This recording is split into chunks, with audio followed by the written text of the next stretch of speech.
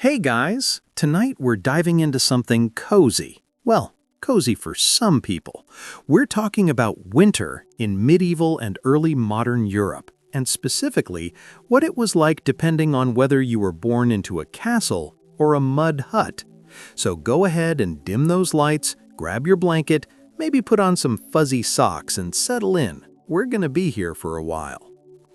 Winter, the season of death, darkness, and deciding whether you'd rather freeze or suffocate from smoke inhalation. For most of human history, winter wasn't about hot chocolate and Netflix. It was about survival. And your odds of survival depended almost entirely on how much money your parents had when you were born. Shocking, I know. We're going to explore what winter actually meant for the people at the bottom of the social ladder, the peasants, the serfs, the farmers who made up like 90% of the population. And then we'll contrast that with the kings, queens, and nobles who were living their best lives in drafty stone castles. Spoiler alert, even the rich people were cold. But they were cold while eating roasted swan, so, different vibe. Let's start at the bottom, because that's where most people were, and honestly, their stories are way more interesting than another tale about some king's hunting trip. Imagine you're a peasant in, let's say, 13th century England. It's November, the days are getting shorter, the air is getting colder, and you're looking at your food stores thinking, will this last until March? Spoiler, it probably won't. Your house, and I'm using that term generously, is basically a one-room wooden frame packed with mud, straw, and prayers. The roof is thatched, which means it leaks when it rains and collects snow when it snows. There are no windows, or if there are windows, they're just holes in the wall, maybe covered with oiled cloth if you're fancy. Glass? That's for rich people. You've never seen glass in your life, except maybe at church, and even then you're not allowed to touch it. The floor is dirt, literally compressed earth, maybe covered with straw or rushes if you're trying to class the place up. You share this space with your entire family, your spouse, your kids, your parents if they're still alive, maybe a goat or some chickens, because why not bring the livestock inside where it's warm? Actually, the animals help heat the place, so this isn't even a joke. Your goat is a space heater. Heat comes from a fire pit in the center of the room. There's no chimney, or if there is one, it's a hole in the roof that sort of works when the wind is blowing the right direction. Most of the time, smoke just fills the room and slowly seeps out through the thatch. Your eyes water constantly. Everyone in your family has a chronic cough. This is normal. This is life. You go to bed when the sun sets because candles are expensive and you're not wasting precious tallow on staying up late. You sleep on a pile of straw, possibly with a roughed woolen blanket if you're lucky, and you sleep in all your clothes because you only own one outfit anyway. Your kids are piled on top of you for warmth. The goat is 3 feet away, chewing something. You can hear the wind howling outside, and you're just lying there thinking, please don't let the roof blow off tonight. Food in winter is a whole different nightmare. See, you're a farmer, which means your entire year revolves around the harvest.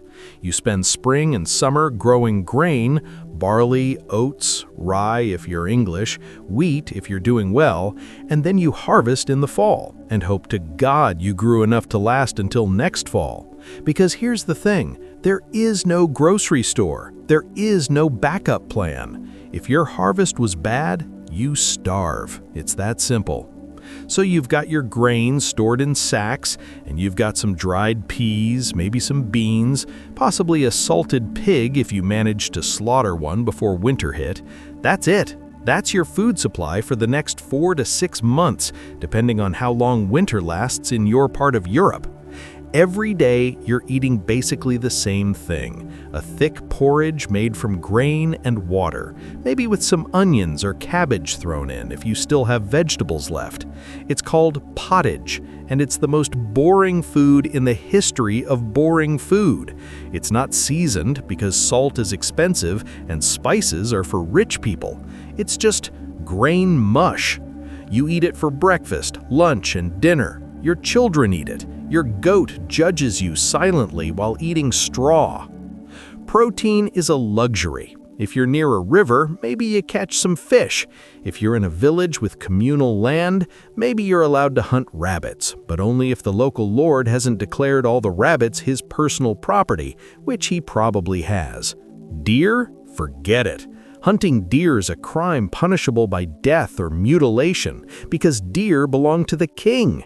You could be starving to death and there could be a deer standing right in front of you and you still can't touch it. Medieval property laws were wild. So you're cold, you're hungry, you're breathing smoke all day, and you're also still working because farms don't stop needing maintenance just because it's winter. You're repairing tools, tending to animals, chopping firewood, which is absolutely essential because if your fire goes out, you die. No pressure. And let's talk about firewood for a second.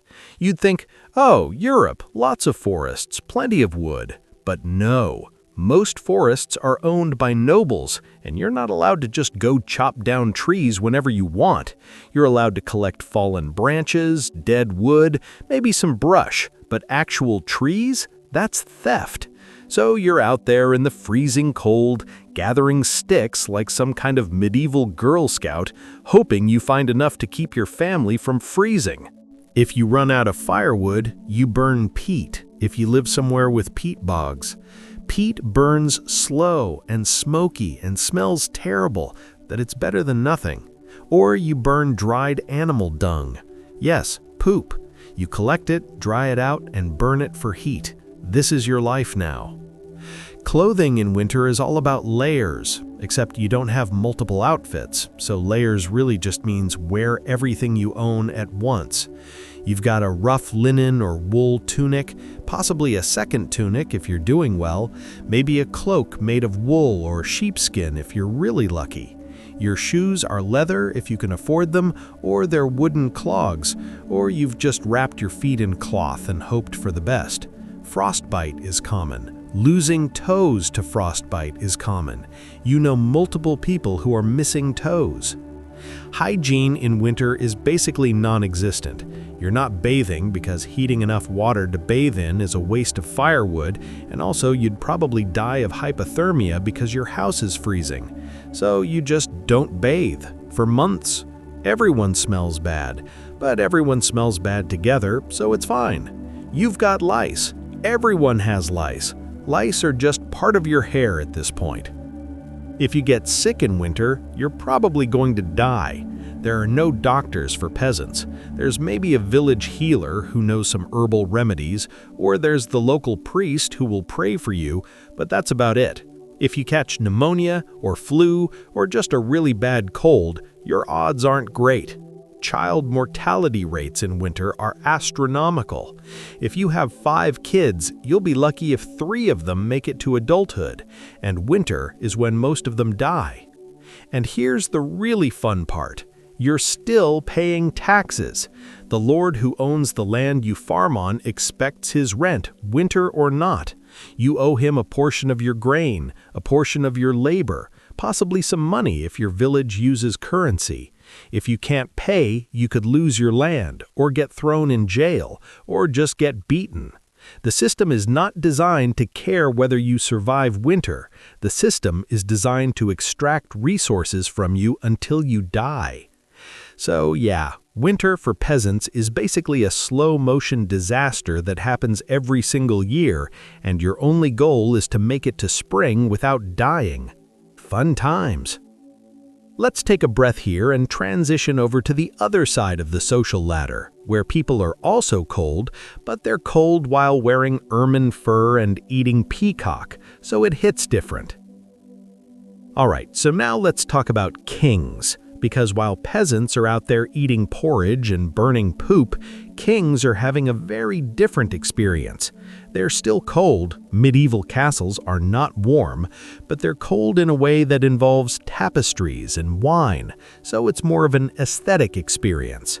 Let's start with where kings live, castles. Big, impressive, absolutely freezing stone fortresses that were designed for defense, not comfort. These places are drafty nightmares. The walls are thick stone, which is great for keeping out invading armies, but terrible for insulation. Heat just disappears into the stone. You could have a roaring fire in the Great Hall and still see your breath. But here's the thing. Kings have options. They have multiple fireplaces. They have servants whose entire job is to keep those fireplaces going. They have tapestries hanging on the walls to block some of the drafts. They have fur-lined clothing, fur blankets, fur everything. If you're a king in winter, you're basically wearing a bear. Let's take King Henry VIII of England as an example, because he's always a good example of excess. Henry had something like 60 palaces and houses, and he would move between them throughout the year, partly because he liked variety, and partly because his castles would get so gross that they needed to be cleaned, which took weeks. In winter, Henry would stay in places like Hampton Court or Whitehall, and these places were decked out. Hampton Court had multiple kitchens with giant fireplaces running constantly. We're talking fireplaces big enough to roast an entire ox, which they did regularly. The Great Hall had a huge fireplace, and Henry's private chambers had smaller fireplaces that were kept going day and night. He had servants called grooms of the stool, who were responsible for, among other things, making sure the king's rooms were warm. These guys had one job: keep Henry comfortable. Henry's bed was an entire production. It was a 4-poster bed with heavy curtains that could be drawn closed to trap heat.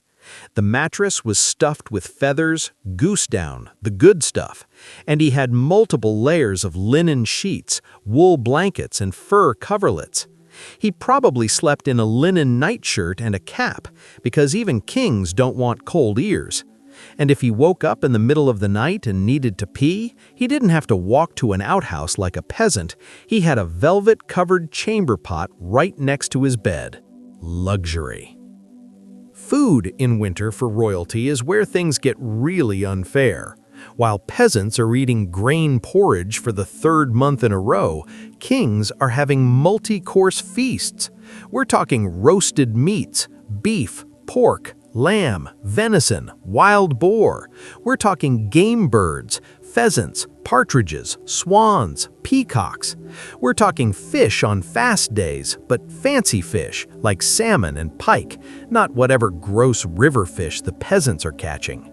Kings had access to preserved foods that peasants couldn't afford: salted meats, smoked fish, dried fruits, nuts, honey. They had spices imported from Asia: cinnamon, cloves, pepper, ginger, which were obscenely expensive but made food taste like something other than sadness. They had wine, ale, and mead in unlimited quantities.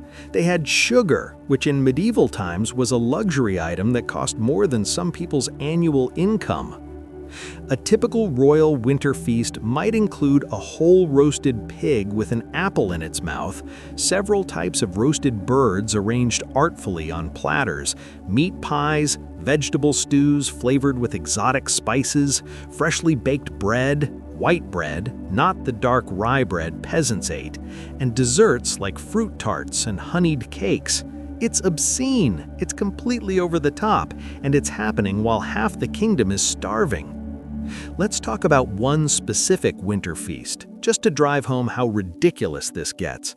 In 1487, King Henry VII of England threw a Christmas feast that included 2,000 dishes, including whole roasted oxen, hundreds of capons, dozens of swans, peacocks served in their own feathers for decoration, venison, rabbits, pies filled with live birds that flew out when the pie was cut open, because why not traumatize your dinner guests, and rivers of wine. This is one meal, one, and it probably lasted for hours, with entertainment between courses, musicians playing, jesters performing, everyone getting absolutely hammered on spiced wine. Meanwhile, outside the castle, peasants are eating porridge. But let's not pretend kings had it completely easy. Castles were still cold, and even with all the fireplaces in the world, you couldn't heat the whole place. Kings would spend most of their time in smaller, more easily heated rooms, rather than the giant drafty halls. They'd huddle near the fire just like everyone else, just wearing nicer clothes while doing it. Let's dig deeper into what living in a castle was actually like, because movies and TV shows have lied to you. Castles were not cozy. They were militarized stone prisons that happened to have beds. First of all, castles are designed to withstand sieges, not to be comfortable.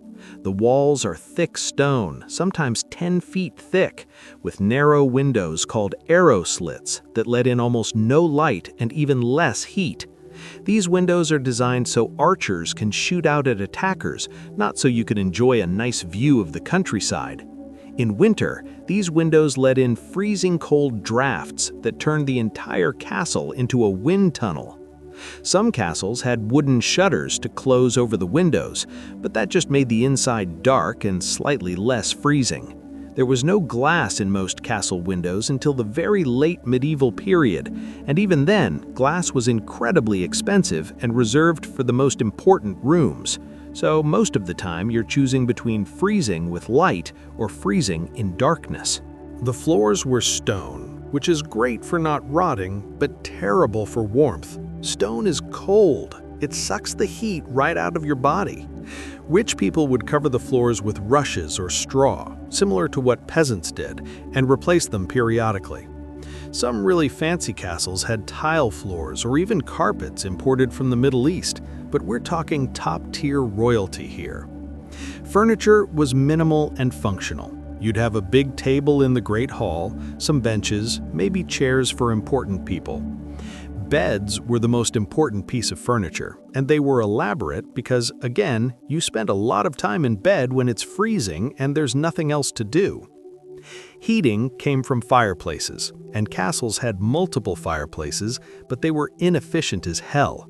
Medieval fireplaces were huge open hearths that sent most of their heat straight up the chimney. You'd be warm if you were standing directly in front of the fire, but 3 feet away, you're cold again. And the smoke. God, the smoke. Even with chimneys, medieval fireplaces were smoky. The rooms would fill with smoke, especially if the wind was blowing the wrong direction, and you'd just have to deal with it. Some castles had hypocasts, which were Roman-style underfloor heating systems, but these were rare and usually only found in places that had been built on old Roman sites. Most castles didn't have anything that fancy. You heated rooms by lighting fires and hoping for the best. Let's talk about the logistics of keeping a castle warm. You needed firewood, and lots of it. A single large fireplace could burn through an entire tree in a day.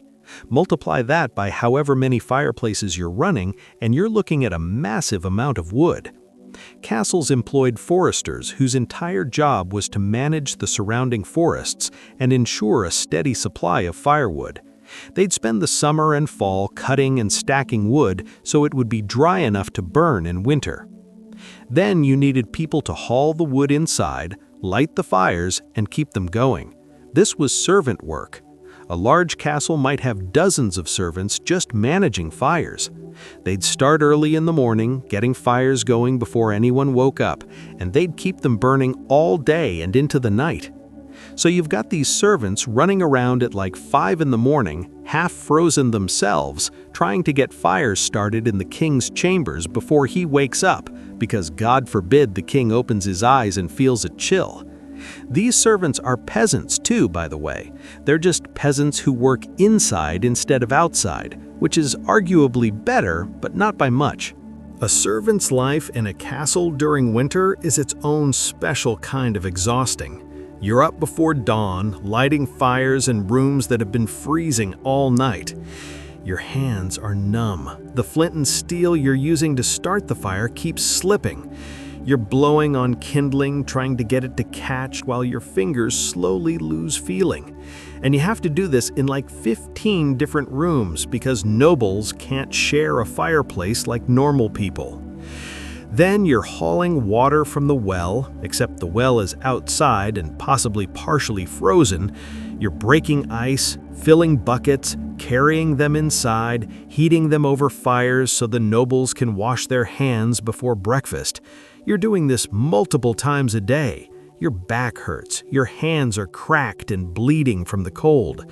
But you can't complain because you're lucky to have this job. At least you're not outside farming in the snow. Kitchen servants have it even worse in some ways.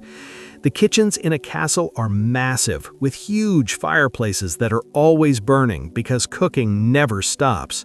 You'd think working in the kitchen would be warm, and it is, but it's also smoky and hot, and then freezing when you have to step outside to get more ingredients from the storage cellars. You're constantly going from overheated to frozen and back again, which is a great way to get sick. The head cook, usually a man because of course the important kitchen job goes to a man, oversees a whole team of people. You've got people turning spits with roasting meat, people stirring pots, people kneading bread, people plucking birds, people gutting fish. It's loud and chaotic and everyone's stressed because if dinner isn't perfect, someone's getting yelled at or possibly fired. Food storage in winter is its own challenge. Castles had storage cellars, usually underground or built into the thick stone walls where they'd keep preserved foods, salted meat, smoked fish, barrels of pickled vegetables, wheels of cheese, sacks of grain, barrels of wine and ale. These cellars stayed cool naturally, which helped preserve the food, but it also meant that going down there to get supplies was like entering an ice cave. Some castles had ice houses, which were pits or cellars where they'd store ice and snow packed in straw. The ice would last for months if it was stored properly, and they'd use it to keep food fresh or to cool drinks in the summer. But in winter, you're not using the ice house. You're just trying to keep food from freezing solid or getting eaten by rats. Rats. Oh, the rats. Castles were absolutely infested with rats. All that stored food attracted vermin like crazy. Cats were kept specifically to hunt rats, and they were working overtime. You'd hear rats scurrying in the walls at night. You'd find rat droppings in the grain stores. Sometimes rats would get into the bedrooms and chew on things. It was disgusting and unavoidable. Back to the nobles. Their daily routine in winter was very different from summer. In summer, nobles would go hunting, have outdoor feasts, travel between estates. In winter, they mostly stayed inside and tried not to die of boredom. Hunting still happened in winter, but it was more limited. You could hunt in the snow, and actually some nobles enjoyed it because tracking animals was easier. But it was cold and miserable, so hunts were shorter. Kings loved hunting though, so they'd bundle up in furs, take their horses and dogs out into the freezing countryside, and chase deer or wild boar for a few hours before coming back to warm up by the fire. Falconry was popular in winter too. Nobles would fly their trained hawks and falcons to hunt birds. This was considered a refined, elegant sport, unlike the bloody chaos of boar hunting. You could do falconry without getting too cold because you weren't running through forests. You just stood in a field, released your bird, watched it hunt, and then called it back. Very civilized. Inside the castle, entertainment was crucial because you're trapped indoors for months and nobles get bored easily. They'd have musicians perform, lutes, harps, drums, singers. They'd have jesters and fools doing comedy routines and acrobatics. They'd play games like chess, backgammon, dice games, cards, once those became popular in the 14th century. Reading was an option if you were literate, which many nobles were, at least to some degree. They'd have books, manuscripts really, since printing didn't exist until the mid-15th century. These were insanely expensive, hand-copied by monks or professional scribes, illuminated with gold leaf and colored inks. Owning books was a status symbol. A noble might have a personal library of like 20 books and consider himself well-read. Religious observance took up a lot of time too. Nobles would attend Mass, sometimes multiple times a day, depending on how pious they were or how bored they were. The castle chapel would be one of the warmer rooms because it had a fireplace and was usually smaller than the Great Hall. Praying was basically a socially acceptable way to kill time. Then there was the social drama. Oh, the drama.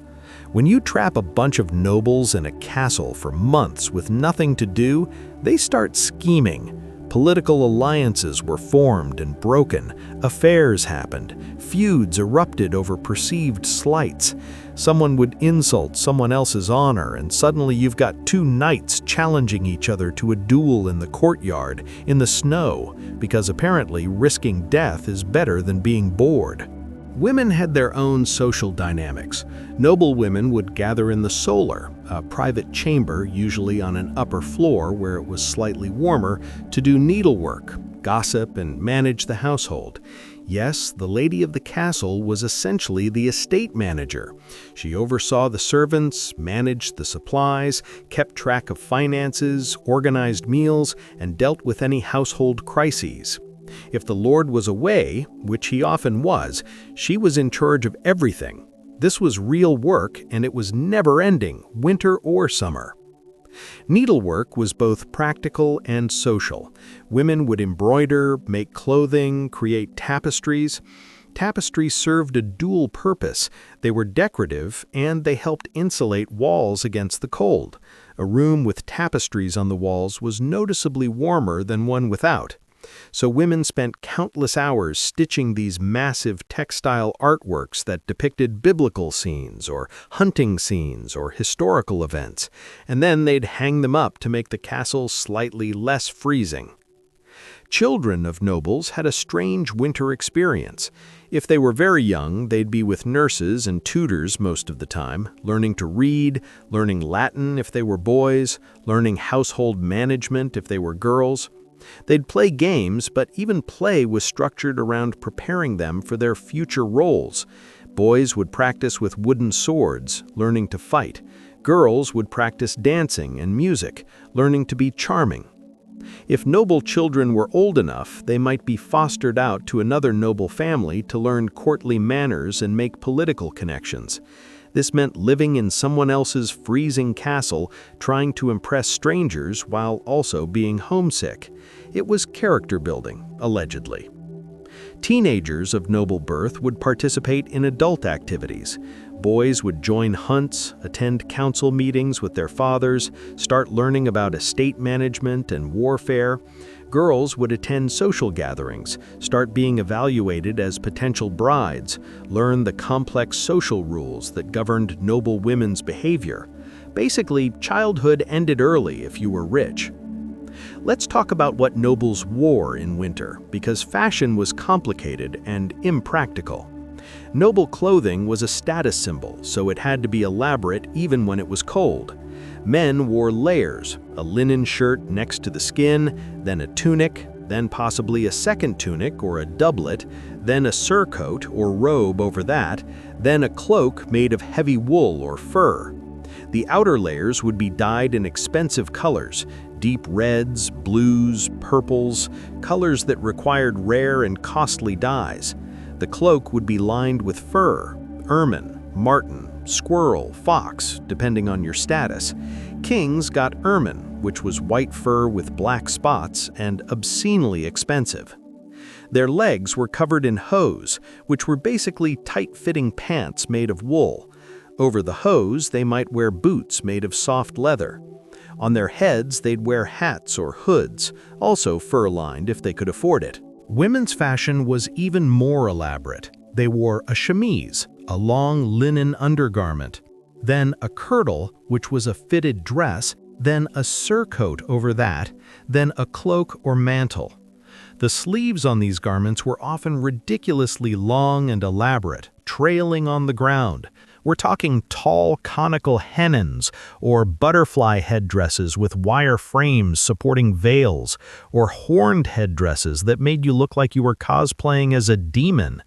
These things were heavy and uncomfortable, but they signaled status, so women wore them even indoors, even in winter, even though they probably gave you a headache. Both men and women wore jewelry, rings, brooches, necklaces, belts decorated with gold or silver. This wasn't just vanity. Jewelry was portable wealth. If you needed money quickly, you could sell or pawn a piece of jewelry. So wearing lots of jewelry was both a flex and a practical financial strategy. But here's the thing. Even dressed in layers of expensive fabric and fur, nobles were still cold. The clothing helped, but it wasn't like modern insulated gear. Wool is warm when it's dry, but if it gets wet, it stays wet and becomes heavy and cold. Fur is great until it gets matted or dirty, and you couldn't just wash these clothes easily. Washing wool and fur was a whole process that could ruin the garments, so people would spot clean them and air them out and just accept that they smelled bad after a while. Hygiene for nobles was better than peasants, but not by as much as you'd think. Nobles would bathe occasionally, maybe once a month or a few times a year, in a wooden tub filled with heated water. This was a big production, involving servants hauling buckets of hot water upstairs, preparing scented oils or herbs to add to the bath, laying out clean linens. Bathing was almost a social event sometimes, with nobles entertaining guests while in the tub, which is weird but apparently was a thing. More commonly, nobles would do what was called a dry wash, using cloths to wipe down their skin, maybe with some scented water or rose water if they were fancy. They'd wash their hands and face regularly, especially before meals, because eating with your hands meant you didn't want them too disgusting. Teeth cleaning was rudimentary. Some nobles would rub their teeth with cloths, sometimes with powders made from ground herbs or charcoal. Some would chew on sticks to clean between their teeth. Dental hygiene was not great, and by the time nobles were middle-aged, many of them had lost teeth to decay or infection. Speaking of health, winter was when nobles got sick too. They had better nutrition than peasants, so their immune systems were stronger, but they still caught colds, flu, respiratory infections from all that smoke inhalation. The difference was they had access to physicians. Medieval physicians were, well, they tried. They based their treatments on the theory of the 4 humors: blood, phlegm, yellow bile, black bile, and believed that illness was caused by an imbalance of these humors. So if you had a cold, the physician might say you had too much phlegm and needed to be purged or bled to restore balance. Bloodletting was a common treatment for everything. Got a fever? Let's drain some blood. Got a headache? Blood. Got a stomach ache? More blood. They'd use lancets to cut veins or apply leeches to suck blood out. This usually made people worse, but hey, it was medicine. Physicians also prescribed herbal remedies, some of which actually worked. Willow bark tea for pain, which contains a compound similar to aspirin. Honey for wounds, which has antibacterial properties. Chamomile for digestion and sleep. A lot of medieval herbal medicine was actually pretty solid, mixed in with a bunch of nonsense like drinking ground-up pearls or wearing amulets to ward off disease. If a noble got seriously ill in winter, their chances weren't great despite having access to physicians. Pneumonia could kill you, infections could kill you, even a bad flu could kill you if you were unlucky. But nobles had the advantage of being able to rest, stay warm, and eat well while they recovered, which peasants couldn't do, so their survival rates were higher. Let's float over to the topic of childbirth in winter, which was dangerous regardless of your social class, but especially grim for obvious reasons. Childbirth in medieval times was the leading cause of death for women of childbearing age. Add winter into the mix, and it got even more dangerous. If you were a pregnant noblewoman and winter was approaching, you were probably pretty nervous. Noble women would go into confinement about a month before their due date. This meant retreating to a designated chamber, usually the most comfortable room available, and basically staying there until after the baby was born and they'd recovered. The room would be prepared specially, windows sealed with tapestries to keep out drafts, and according to tradition to keep out light, because too much light was thought to be bad for the mother and baby. The room would be kept very warm with a constant fire. The birthing chamber would be attended by midwives and female relatives. Men were not allowed in during childbirth, not even the husband, not even physicians unless something was going terribly wrong. This was women's business. Midwives were experienced women who'd assisted with many births. Some were quite skilled and knew techniques for dealing with complications like breech births. Others were just whoever was available and hoped for the best. There was no formal training or certification. You learned by doing.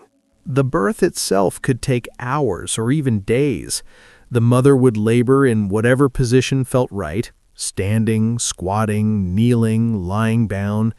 There were no pain medications beyond maybe some herbal teas that did almost nothing. You just had to endure it. If the birth went well, great.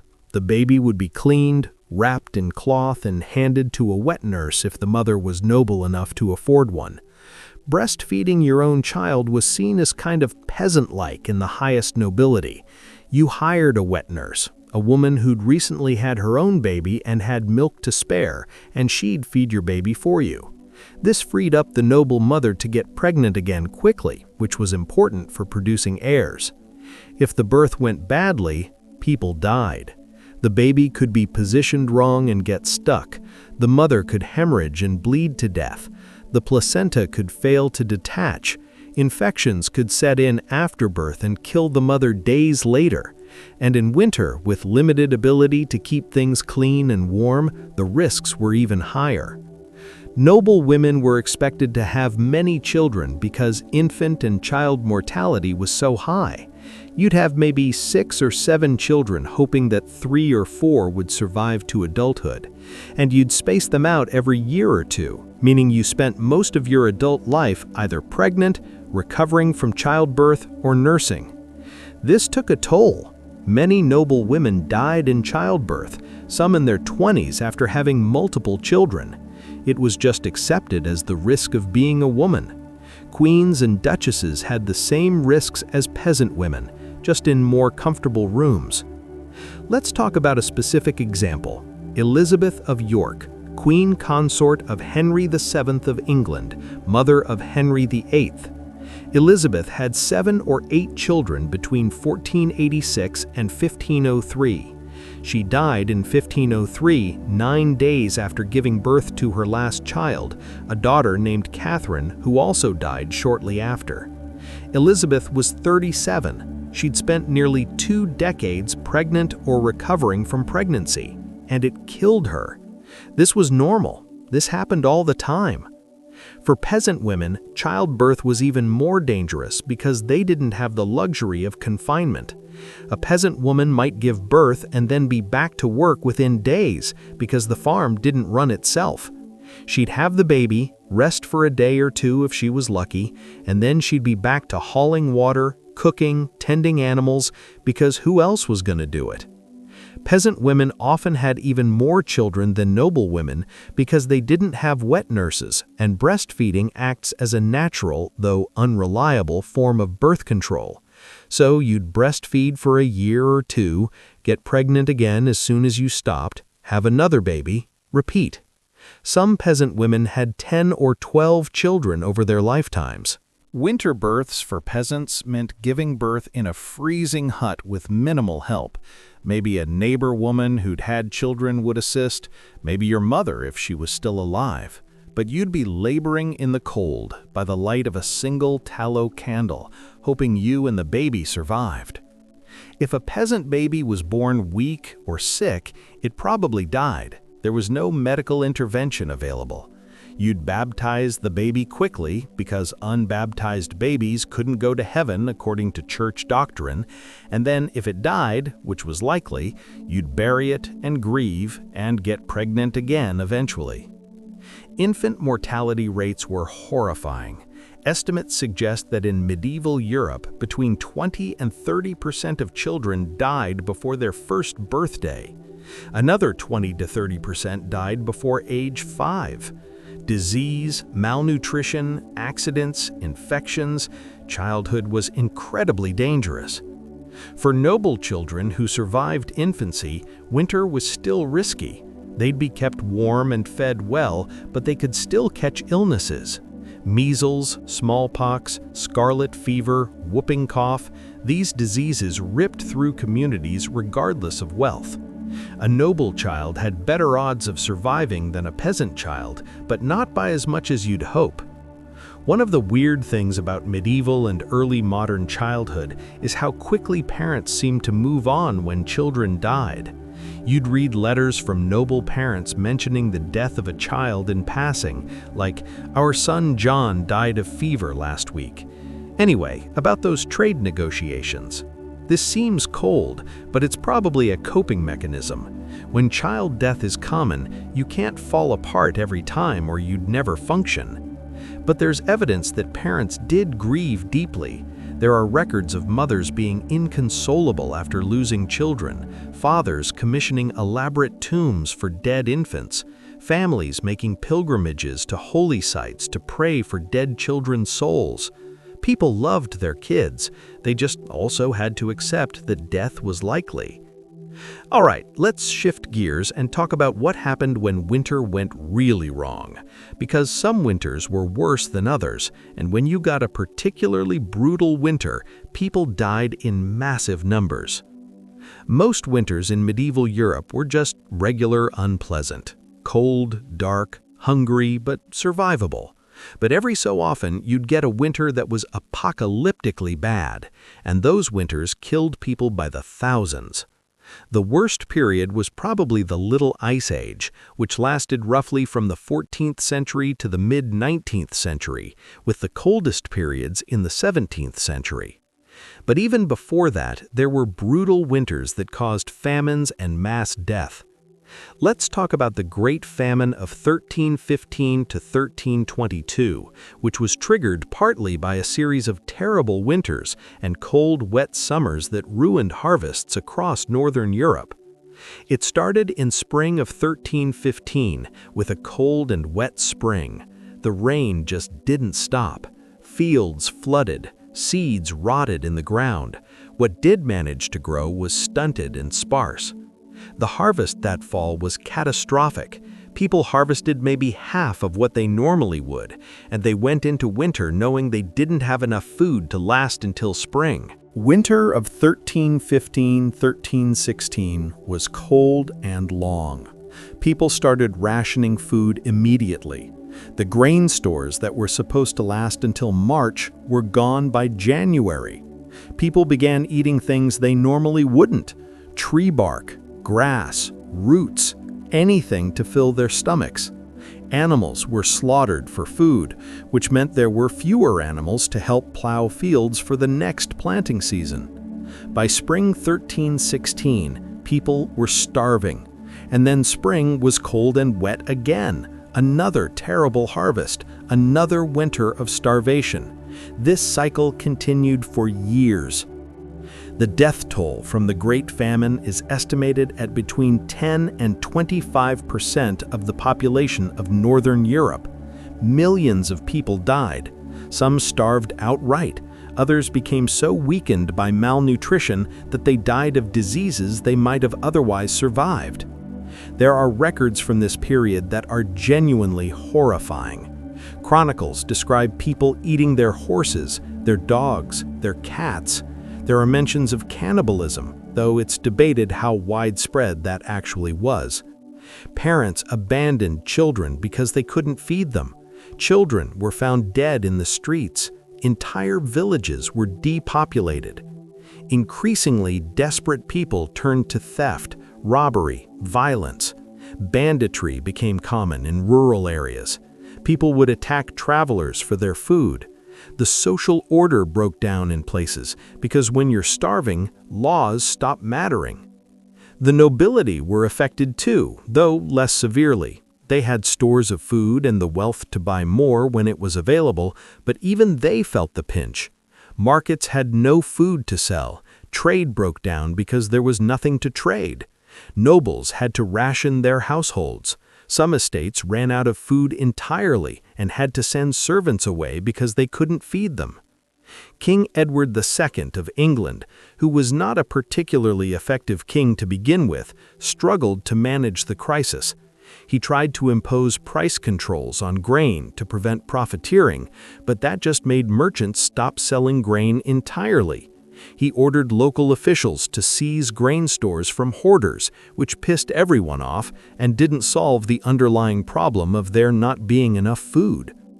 The Great Famine eventually ended when the weather improved and harvests returned to normal, but the population loss took decades to recover from.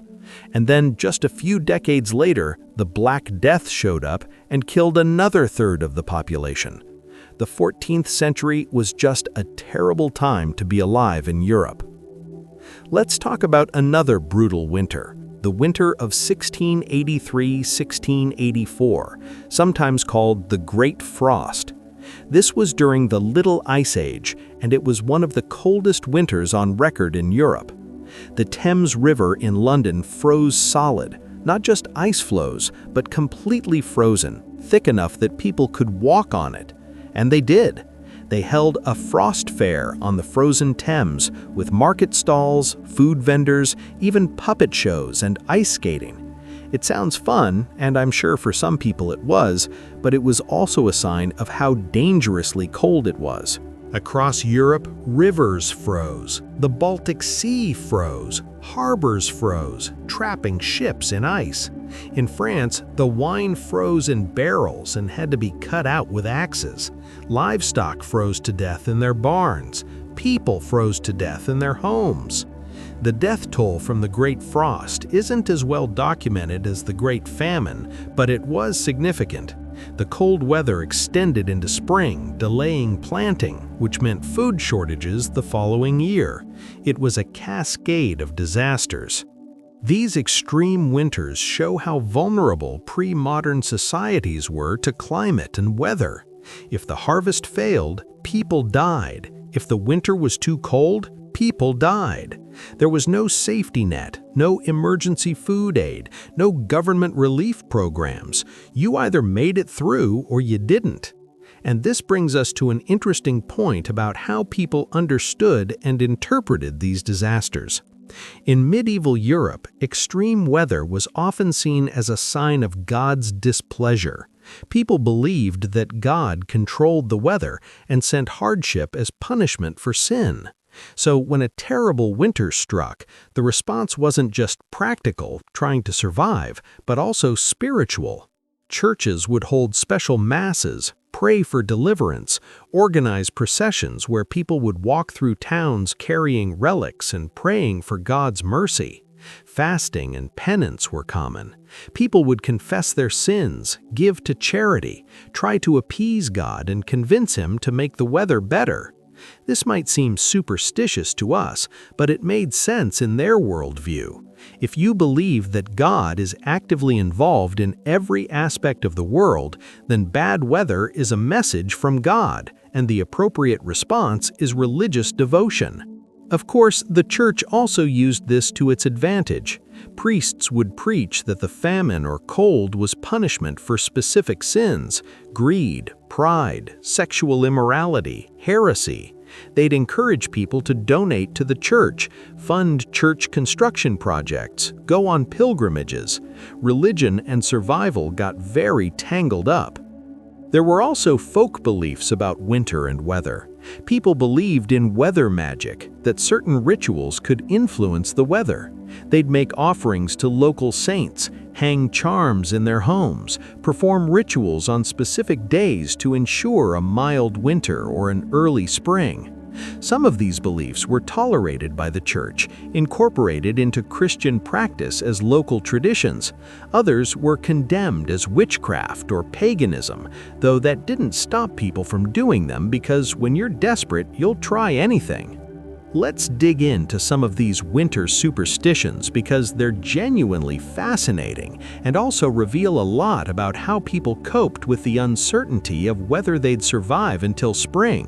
One common belief was about predicting the weather based on specific saint days. For example, if it was sunny on Candlemas, February 2nd, that supposedly meant 6 more weeks of winter. Sound familiar? That's where Groundhog Day comes from. The logic was that if the weather was nice on Candlemas, winter wasn't done with you yet. If it was cloudy and miserable, spring would come early. This is backwards from what you'd expect, but medieval logic was often counterintuitive. St. Swithin's Day, July 15th, was another one. According to legend, whatever the weather was on St. Swithin's Day would continue for the next 40 days. So if it rained on July 15th, you were getting 40 days of rain, which would ruin the harvest, which meant a terrible winter ahead. People took this seriously. There are records of communities holding special prayers on St. Swithin's Day, begging for good weather. Animal behavior was also used to predict winter severity. If squirrels gathered lots of nuts in the fall, harsh winter ahead. If birds migrated early, harsh winter. If your pig grew an especially thick coat, harsh winter. Some of this is actually based on real animal behavior. Animals do prepare differently based on environmental cues, but medieval people took it to extremes, reading omens into every sparrow that flew past. There were rituals for protecting homes and livestock during winter. People would hang bundles of herbs, rosemary, bay leaves, garlic, in their houses to ward off evil spirits that supposedly caused illness and bad luck. They'd mark their doors with chalk symbols or crosses to protect against demons. Some would bury iron nails or horseshoes in the ground near their homes for protection. For livestock, farmers would perform blessings on their animals. They'd tie red ribbons around cows' tails to protect against witchcraft. They'd feed animals blessed bread on certain holy days. They'd sprinkle holy water in the barn. All of this was meant to keep the animals healthy through winter, because if your cow died, you were in serious trouble. There was also the widespread belief in winter spirits or demons. Different regions had different folklore, but the general idea was that winter brought malevolent supernatural beings who caused harm. In Germanic and Scandinavian folklore, you had creatures like the Draugr or the Kalakansaroi, winter demons who would harass humans, cause mischief, or steal food. Some winter spirits were more neutral or even helpful. The German tradition of Frau Holle, for example, was a goddess or spirit associated with winter and snow. According to legend, when Frau Holle shook out her feather bed, it snowed on Earth. She rewarded hard workers and punished the lazy. These stories served as moral lessons wrapped in supernatural explanations for natural phenomena. Christmas and the winter solstice were hugely important in medieval European culture, and a lot of the traditions had pre-Christian origins that got absorbed into Christianity. The 12 days of Christmas, December 25th to January 6th, were a period of celebration, feasting, and relative rest from work, assuming you had any food to feast with. The Yule log tradition comes from Norse and Germanic paganism. You'd find the largest log you could, drag it home, and burn it in your fireplace on the winter solstice. The log was supposed to burn for 12 days, and you'd save a piece of it to light next year's log. The burning log symbolized the return of the sun and the promise of spring.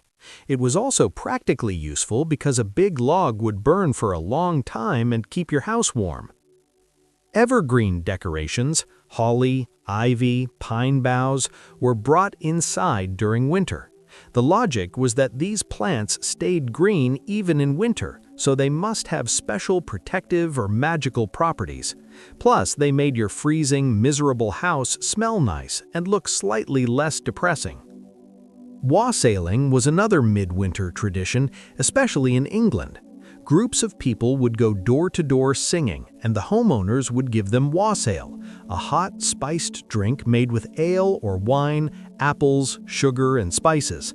This was partly about spreading cheer and partly about making sure everyone in the community had at least one warm drink during the darkest part of winter. In apple-growing regions, there was a tradition of wassailing the apple trees. People would gather in orchards, sing to the trees, pour wassail on the roots, and sometimes fire guns into the branches to wake up the tree spirits and ensure a good harvest next year. This was definitely pagan in origin, but got absorbed into Christian practice because people liked their apples and would do whatever it took to ensure a good crop. Food traditions around Christmas were important because it was one of the few times in winter when people would deliberately feast rather than ration. Even peasants would try to have something special for Christmas dinner, maybe a goose if they were lucky, or at least a chicken, some white bread instead of the usual dark rye, maybe some cheese or butter that they'd been saving. For nobles, Christmas was an excuse for absolute excess. We're talking days-long feasts with multiple courses, entertainment, gift-giving, tournaments if the weather allowed. Kings would hold court and entertain their vassals, which was both fun and politically necessary to maintain alliances. Let's talk about a specific royal Christmas, King Henry III of England's Christmas feast in 1246. The records show that the royal household consumed 600 oxen, 6,000 chickens, 400 swans, 400 rabbits, 450 pigs, and 2,000 partridges, plus massive quantities of bread, cheese, wine, and ale. This was for a court of maybe 1,000 people, so the per-person consumption was absolutely insane. This was conspicuous consumption as a political statement. Look how rich and powerful I am. I can feed 1,000 people for 12 days straight. Gift-giving at Christmas was also a thing, but it worked differently than modern gift-giving. In noble households, gifts were given on New Year's Day rather than Christmas, and they were highly political. A vassal would give his lord a gift as a sign of loyalty and expected a gift in return from the lord as a sign of his favor and protection. Loyalty and respect. The lord would give gifts in return to show his generosity and favor. The value and quality of gifts communicated social relationships and power dynamics. Common gifts included gloves, jewelry, cloth, spices, sometimes money. The gifts were often symbolic. Giving gloves represented an oath or agreement, for example. It wasn't about thoughtful personal presence. It was about social obligation and political theater. For peasants, gift-giving was simpler and less formal. Maybe you'd give your neighbor some firewood if you had extra. Maybe you'd share food. Small acts of generosity that helped everyone survive. The period between Christmas and Epiphany, January 6th, was a time when the normal social order was temporarily suspended or even inverted. This tradition, called the Feast of Fools, or the Lord of Misrule, involved servants or lower status people playing at being masters for a day. A peasant might be declared king for a day and given mock authority. People would dress in costume, act silly, drink too much, generally blow off steam. This was tolerated and even encouraged by authorities because it served as a pressure release valve. Let people have a few days of controlled chaos so they don't actually revolt the rest of the year. It's very cynical but probably effective.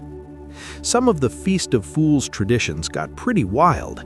In some places, clergy would participate, with junior clergy mocking senior clergy, performing parody masses, dressing in ridiculous outfits.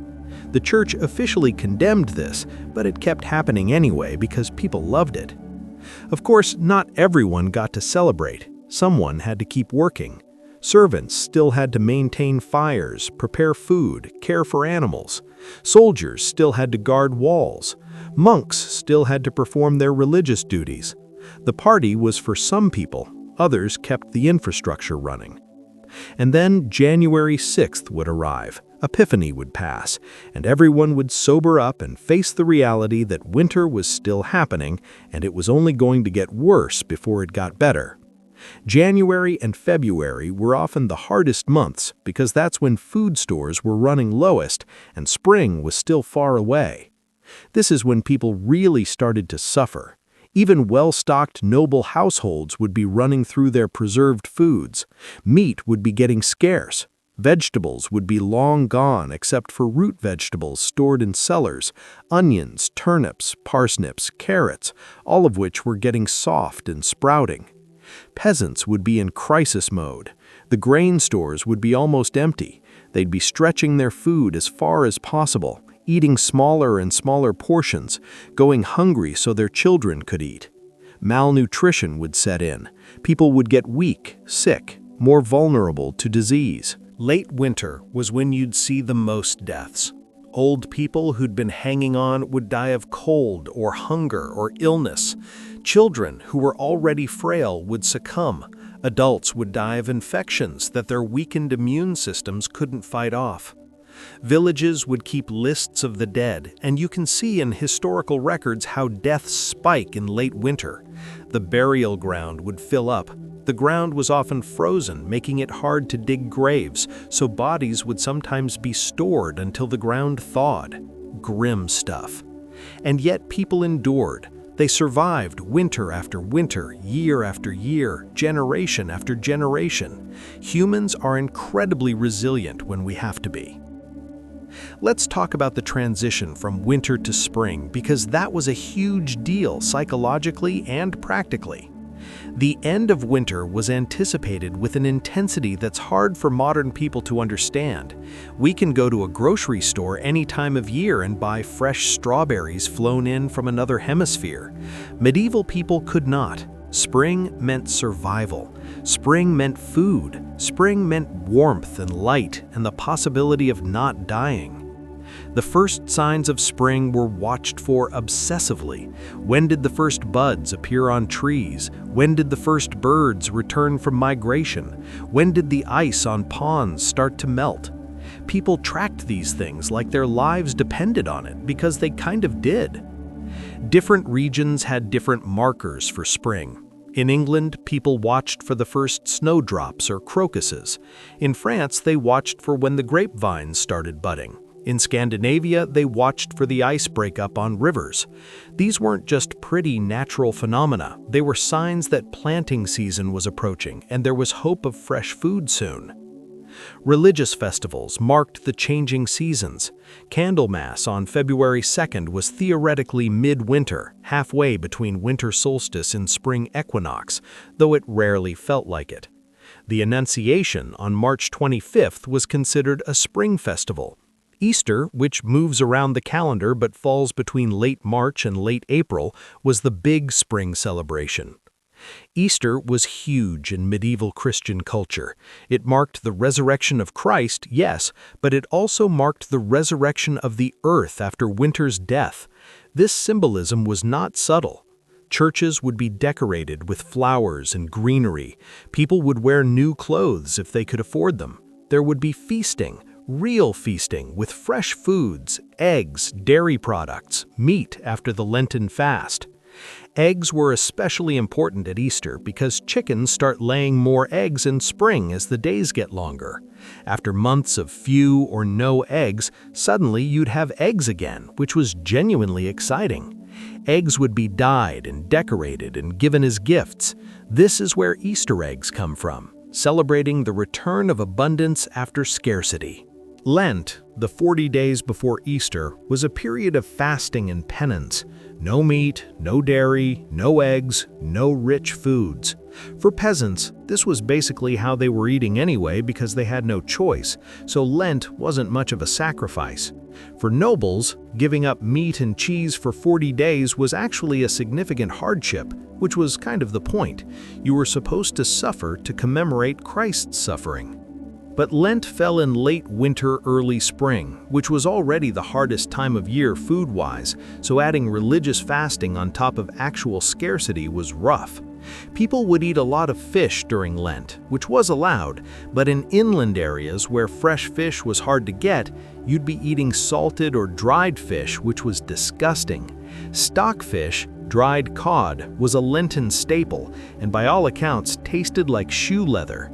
Some rich people would try to gain the Lent rules. They'd argue that beavers were fish because they swam, so beaver meat was allowed. They'd classify barnacle geese as fish because there was a belief that barnacle geese hatched from barnacles growing on driftwood. These were obvious loopholes, and the church would periodically crack down, but people kept trying. When Easter finally arrived and Lent was over, the feasting was joyful and possibly desperate. People would eat all the meat and cheese and eggs they could get their hands on. After weeks of deprivation, this probably made a lot of people sick, but they did it anyway. Then came the actual work of spring, planting. This was all hands on deck for peasant families. The fields had to be plowed, which meant hitching up your ox or horse, assuming they survived the winter, and breaking up the soil. If you didn't own an ox, you'd have to borrow one or share one with neighbors, or in the worst case, pull the plow yourself. Plowing was back-breaking work. The medieval plow was heavy and awkward, and soil that had been frozen all winter was hard and clumpy. You'd work from dawn to dusk trying to get the fields ready. Your hands would blister, your back would ache, but it had to be done because if you didn't get your seeds in the ground at the right time, you wouldn't have a harvest, and then next winter would kill you. Sowing seeds was equally critical. You'd walk through the plowed field scattering seeds by hand, trying to distribute them evenly, hoping birds didn't eat them all before they sprouted, hoping the weather would cooperate, hoping you'd chosen the right time to plant. So much of agriculture was hope and prayer. For nobles, spring meant different things. Hunting would pick up again as the weather improved and animals emerged from winter hibernation. This was when you'd hunt deer, boar, rabbits, birds. Hunting was sport, but also a significant source of fresh meat after a winter of preserved foods. Nobles would also start traveling again. Winter travel was dangerous and unpleasant. Roads were muddy or frozen, rivers were flooded or iced over, it was cold and wet and miserable. Spring meant you could actually move between estates, visit other nobles, attend tournaments, go on pilgrimages. Tournaments were a big deal in spring and summer. These were elaborate events where knights would compete in jousting, melee combat, archery. It was entertainment, but also serious business. Knights could win prize money, gain prestige, attract marriage offers for their daughters, network with powerful lords. Tournaments were also spectacularly dangerous. Knights died or were seriously injured all the time. Lances would shatter and send splinters through armor. Horses would fall and crush their riders. Melee combat was basically armored men hitting each other with blunt swords and maces until someone gave up or got knocked out. Concussions were common. Some knights made a career of tournaments, traveling from event to event, winning money and glory until they either got too old or got killed. For noble women, spring social season meant traveling to other estates, hosting guests, arranging marriages for their children. Marriage negotiations were a year-round activity, but they often intensified in spring and summer when travel was easier.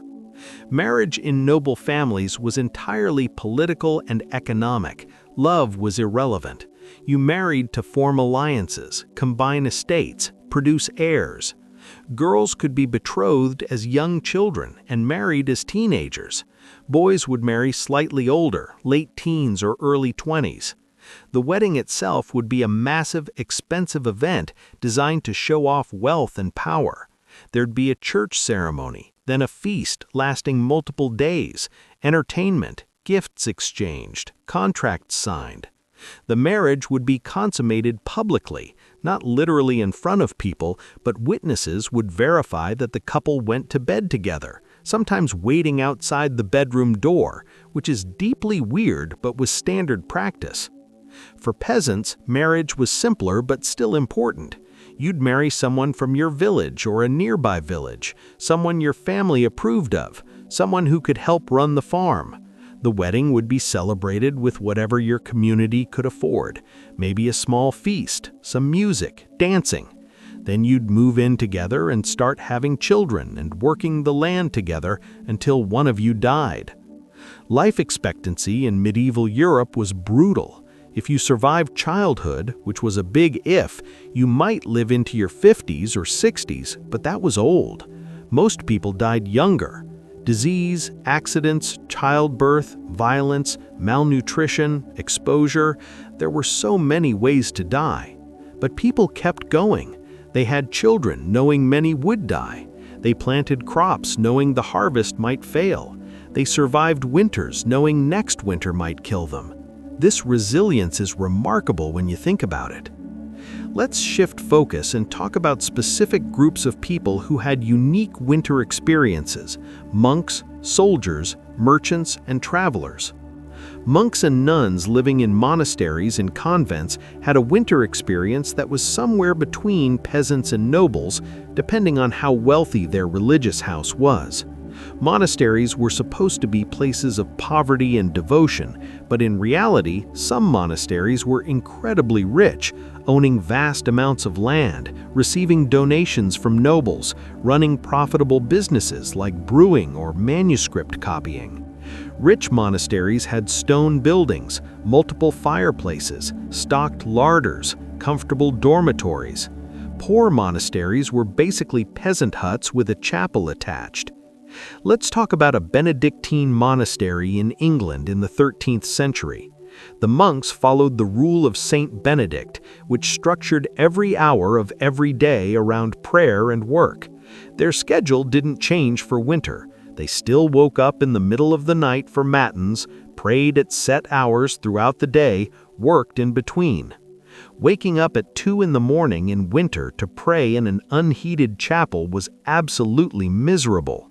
Monasteries had rules against heating the chapel because suffering was considered spiritually beneficial, so you'd shuffle out of your bed, and monastic beds were deliberately uncomfortable, just a wooden plank with maybe a thin mattress. Wrap yourself in your wool habit and walk through freezing corridors to the chapel. The chapel would be dark, except for a few candles. You'd stand or kneel on the stone floor, no chairs, no cushions, and chant Latin prayers for an hour or two. Your breath would fog in the cold air, your feet would go numb, your knees would ache, and then you'd go back to your dormitory for another hour or two of sleep before waking up at dawn to do it all again. Some monasteries had a warming room, a single heated room where monks could go to thaw out for a short period each day. You weren't allowed to stay long, maybe 15 minutes, just enough to restore feeling to your extremities before going back to your prayers or work. Monastic meals in winter were meager. Monks were supposed to fast frequently, and their regular diet was already pretty austere. Bread, porridge, vegetables, fish on certain days, rarely any meat. In winter, the vegetables would be root vegetables or dried beans. The fish would be salted or dried.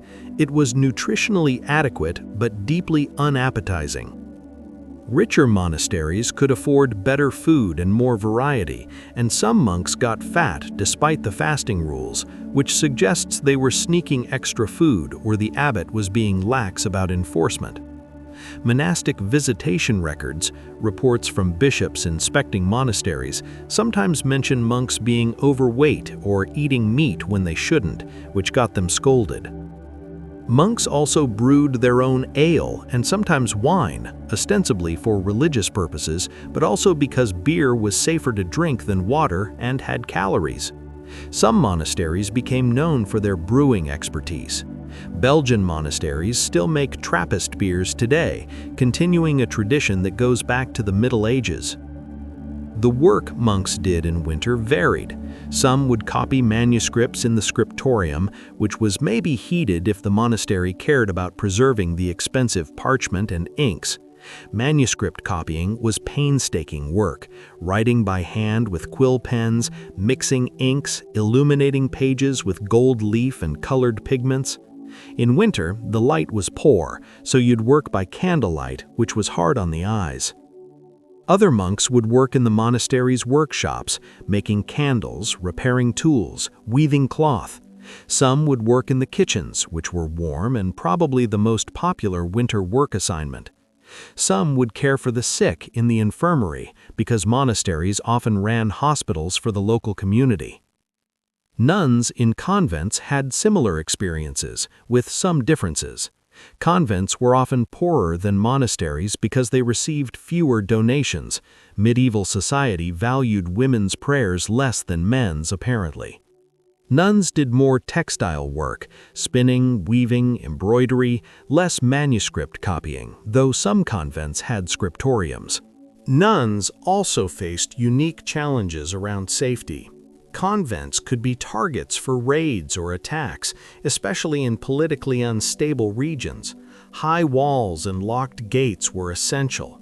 Some convents had connections to powerful noble families who would protect them, but others were vulnerable. Now let's talk about soldiers, because armies didn't stop existing in winter, even though fighting mostly did. Medieval warfare was seasonal. Campaigns happened in spring, summer, and early fall when the weather was good, roads were passable, and you could forage food for your army. In winter, armies would disband or go into winter quarters and wait for spring. But garrisons, soldiers stationed at castles or fortified towns, had to stay put year-round.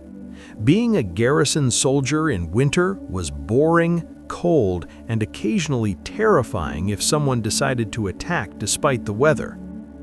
Castle garrisons would spend winter maintaining defenses, training, standing watch on the walls, and trying not to freeze or die of boredom. Watch duty on a castle wall in winter was brutal. You'd be standing on exposed stone battlements in the wind and cold for hours at a time, scanning the surrounding countryside for threats that probably weren't coming, because who attacks a castle in January? Soldiers would huddle in guardhouses when they could, warming themselves by small fires, gambling with dice, drinking ale, getting into fights with each other because there was nothing else to do. Discipline could break down in winter garrisons because the officers were just as cold and bored as everyone else. Supplies were a constant worry. A castle had to store enough food, firewood, water, and military supplies to last the winter and to withstand a siege if necessary. Garrison commanders would inventory their supplies obsessively, ration carefully, and hope they'd calculated correctly. If a siege did happen in winter, which was rare but not impossible, it was terrible for everyone involved. The attackers would be camped outside in tents or hastily built shelters, freezing, trying to maintain a blockade in the snow. The defenders would be inside the castle, relatively warmer but trapped, rationing food, hoping relief would come. Some famous sieges happened in winter. The siege of Château Gaillard in 1203-1204 lasted through the winter. King Philip II of France besieged the castle held by English forces. The English garrison held out for months, eating their horses, rationing water, enduring cold and hunger until they finally surrendered in March. The defenders survived, but barely. Soldiers who weren't garrisoning castles would disperse in winter. Mercenaries would find work as guards or bodyguards. Knights would return to their estates. Common soldiers would go home and try to survive until the next campaigning season. Mercenaries in particular had a tough time in winter because they only got paid when they were actively fighting. No campaigns meant no pay, which meant scrambling to find other work or living off savings if they had any. Some mercenaries turned to banditry in winter, attacking travelers or raiding villages, because you've got to eat and your sword is your only marketable skill. Now let's talk about merchants and traders, because commerce didn't completely stop in winter, but it certainly slowed down. Long-distance trade was a summer activity. Merchant caravans would travel established trade routes, moving goods between cities and countries, but only when the weather allowed. Winter meant most trade routes were impassable or too dangerous.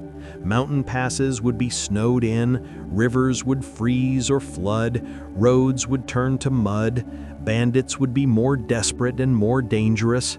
Pirates would still operate if the seas weren't too rough, but winter sailing was risky, and many merchants would wait for spring. But local trade continued. Markets still operated, though with fewer goods available.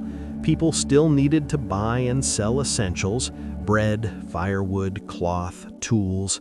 Market days in winter would be smaller, colder affairs. Vendors would set up stalls in town squares, blow on their hands to keep warm and try to sell whatever they had. Some merchants specialized in winter goods: firewood, charcoal, warm clothing, preserved foods, lamp oil, candles. These merchants could make good money in winter because demand was high. Others would use winter as a time to prepare for the spring and summer trading season. They'd repair wagons, plan routes, negotiate contracts, organize financing for large purchases. Successful merchants were planners, and winter was planning season. Jewish merchants and moneylenders had a unique and often dangerous position in medieval European society. They were allowed to engage in money lending, which Christians were theoretically forbidden from doing because of usury laws, but they faced discrimination, persecution, and periodic violence. In winter, when people were desperate for money to buy food or firewood, they'd borrow from Jewish moneylenders at interest. Then, when they couldn't pay back the loans, resentment would build. This sometimes erupted into pogroms, violent attacks on Jewish communities, destruction of homes and synagogues, theft, murder. Winter pogroms happened repeatedly throughout medieval Europe. A Christian mob would decide that Jews were responsible for their suffering, or a ruler would decide to cancel his debts by expelling or killing Jewish creditors, and violence would follow. Jewish communities lived with this constant threat, especially in winter when tensions ran highest. The historical record is full of this horror. In 1290, King Edward I expelled all Jews from England, seizing their property. In 1306, King Philip IV of France did the same. In 1348–1350, during the Black Death, Jewish communities across Europe were blamed for the plague and massacred. Winter didn't cause this violence, but the desperation of winter certainly contributed. Let's talk about travelers who had to move through winter for whatever reason. Pilgrims, messengers, people fleeing danger, people with urgent business. Travel was dangerous and miserable. Roads were barely maintained in the best of times, just dirt tracks that turned to mud in rain or snow. In winter, you were trudging through mud, ice, snow, trying to make a few miles a day, hoping you'd reach the next town before dark. Travelers would try to plan routes that connected towns or monasteries where they could find shelter. Monasteries were required by religious law to offer hospitality to travelers, providing a meal and a place to sleep. This was a genuine lifesaver in winter. You'd arrive at a monastery frozen and exhausted, and they'd give you bread, ale, a spot near the fire, and a place to sleep in the guest house. Some monasteries became famous for their hospitality. The hospice at the Great St. Bernard Pass in the Alps, run by Augustinian monks, sheltered travelers crossing the mountains. The monks bred large dogs, St. Bernards, to help locate travelers lost in snowstorms. This was genuinely heroic work. Those monks saved countless lives. But not everywhere had convenient monasteries. If you got caught between towns in a winter storm, you were in serious trouble. You'd try to find any shelter, a barn, a shepherd's hut, a cave, anywhere out of the wind. People froze to death on the roads every winter. Pilgrims traveling in winter were either very devout or very desperate. Pilgrimage to holy sites was a common practice: Jerusalem, Rome, Santiago de Compostela, Canterbury. People would make pilgrimages to pray for healing, seek forgiveness for sins, fulfill vows, or just for the spiritual experience. The Canterbury Tales by Geoffrey Chaucer describes a group of pilgrims traveling to Canterbury in April, which was sensible timing. Winter pilgrims don't get books written about them because they often didn't survive to tell their stories. Messengers and couriers had to travel year-round because information couldn't wait for spring.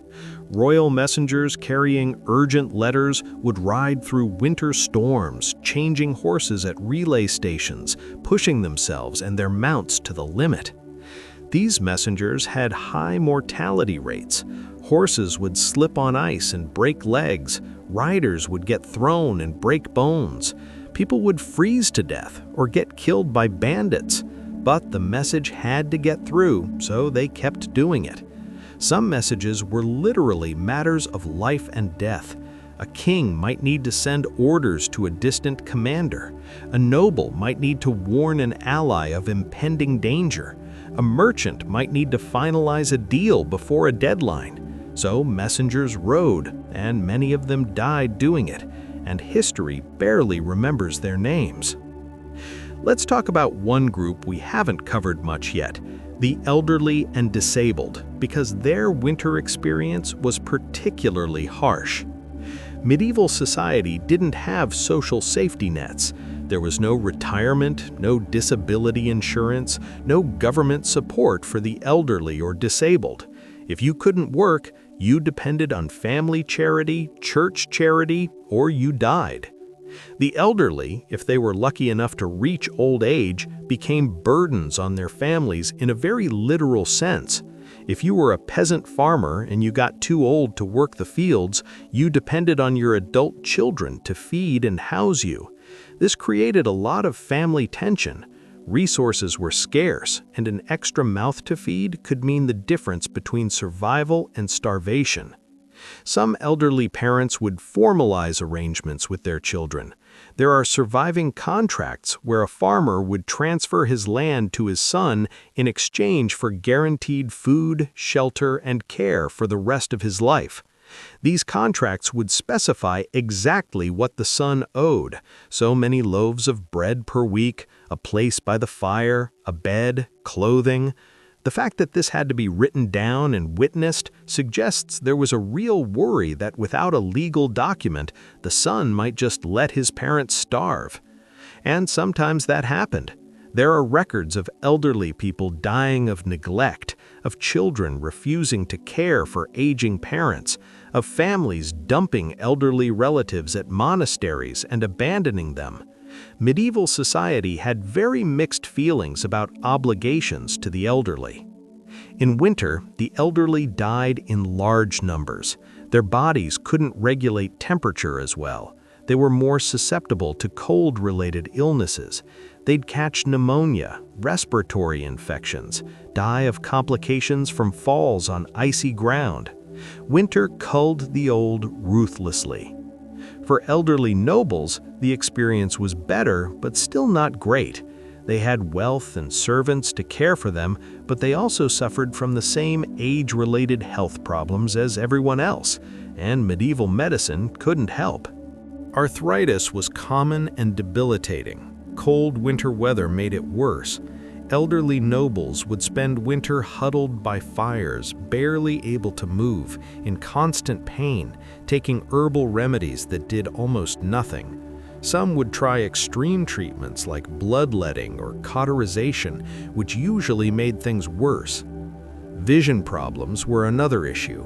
Cataracts, macular degeneration, general vision decline, these were common in the elderly, and there was no treatment.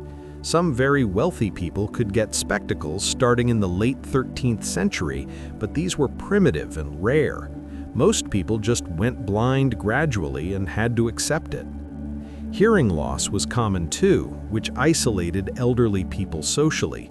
If you couldn't hear conversations, you couldn't participate in social life, which in winter was mostly sitting around fires talking. Elderly people would sit silently, unable to hear, increasingly isolated and depressed. Mental decline, what we'd now recognize as dementia or Alzheimer's, was noted but not understood. Elderly people who became confused or forgetful were described as senile or in their dotage, and people would either care for them patiently or mock them cruelly, depending on the individual and the culture. Now let's talk about people with disabilities, because their lives were hard year-round, but especially brutal in winter. Physical disabilities, missing limbs, paralysis, deformities, made it nearly impossible to do the physical labor that survival required. If you were a peasant and you lost a leg in an accident, you couldn't plow fields or tend animals. You became dependent on others. Some disabled people could find alternative work. A man with one arm might not be able to plow, but could still tend chickens or repair tools. A blind person might work as a musician or storyteller. But options were limited, and most disabled people lived in poverty, dependent on charity. Begging was common for the disabled. They'd sit outside churches or in market squares asking for alms. Christian doctrine encouraged giving to the poor and disabled as a way to earn spiritual merit, so some people would give. But charity was inconsistent, and in winter, when everyone was struggling, charity dried up. Monasteries and hospitals run by religious orders provided some care for the disabled and chronically ill. These institutions were genuinely trying to help, offering food, shelter, and basic medical care, but they were overcrowded, underfunded, and could only help a fraction of the people who needed it. Mental illness was even poorly understood and treated. People with what we'd recognize as schizophrenia, bipolar disorder, severe depression, or other mental illnesses were often described as possessed by demons or cursed by God. Treatment ranged from prayer and exorcism to physical punishment or imprisonment. Some families cared for mentally ill relatives at home, which in winter meant keeping them locked in a room so they wouldn't wander off and freeze to death. Other families would abandon mentally ill relatives or send them to institutions, basically prisons where they'd be chained up and neglected. There were a few saints associated with mental illness, Saint Dymphna, for example, and some religious shrines claimed to cure mental illness through prayer and pilgrimage. Desperate families would bring mentally ill relatives to these shrines, pray for healing, and sometimes claim cures that were probably just temporary improvements or wishful thinking. Children with disabilities faced their own challenges. An infant born with severe disabilities often died quickly, either from the disability itself or from neglect. Medieval society had limited patience for children who required extra care when resources were scarce. But some disabled children survived and were cared for. There are records of families raising children with Down syndrome, cerebral palsy, and other conditions. These children would help with whatever tasks they could manage and be protected by their families. In noble families, disabled children might be sent to monasteries where they'd spend their lives in prayer, which was considered honorable. Leprosy deserves special mention because it was common and terrifying. Leprosy, Hansen's disease, causes disfiguring skin lesions, nerve damage, and progressive disability. Medieval people believed it was highly contagious and a punishment for sin, so lepers were segregated from society. Lepers had to live in leper colonies, leper houses, or lazarettos outside towns. They had to announce their presence by ringing bells or calling out warnings so people could avoid them. They were legally dead. They couldn't own property, marry, or participate in normal society. Winter in a leper colony was horrific. These colonies were usually just clusters of crude huts with minimal supplies. Lepers depended on charity for food and firewood, and in winter, charity was scarce. Many lepers froze or starved to death. Some were cared for by religious orders, but most suffered alone. The irony is that leprosy isn't very contagious.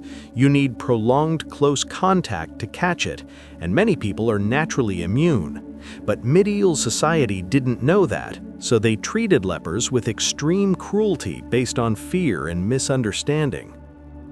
Let's transition to talking about childhood in winter more broadly, because we've touched on it, but there's more to say. Childhood in medieval Europe was not like modern childhood.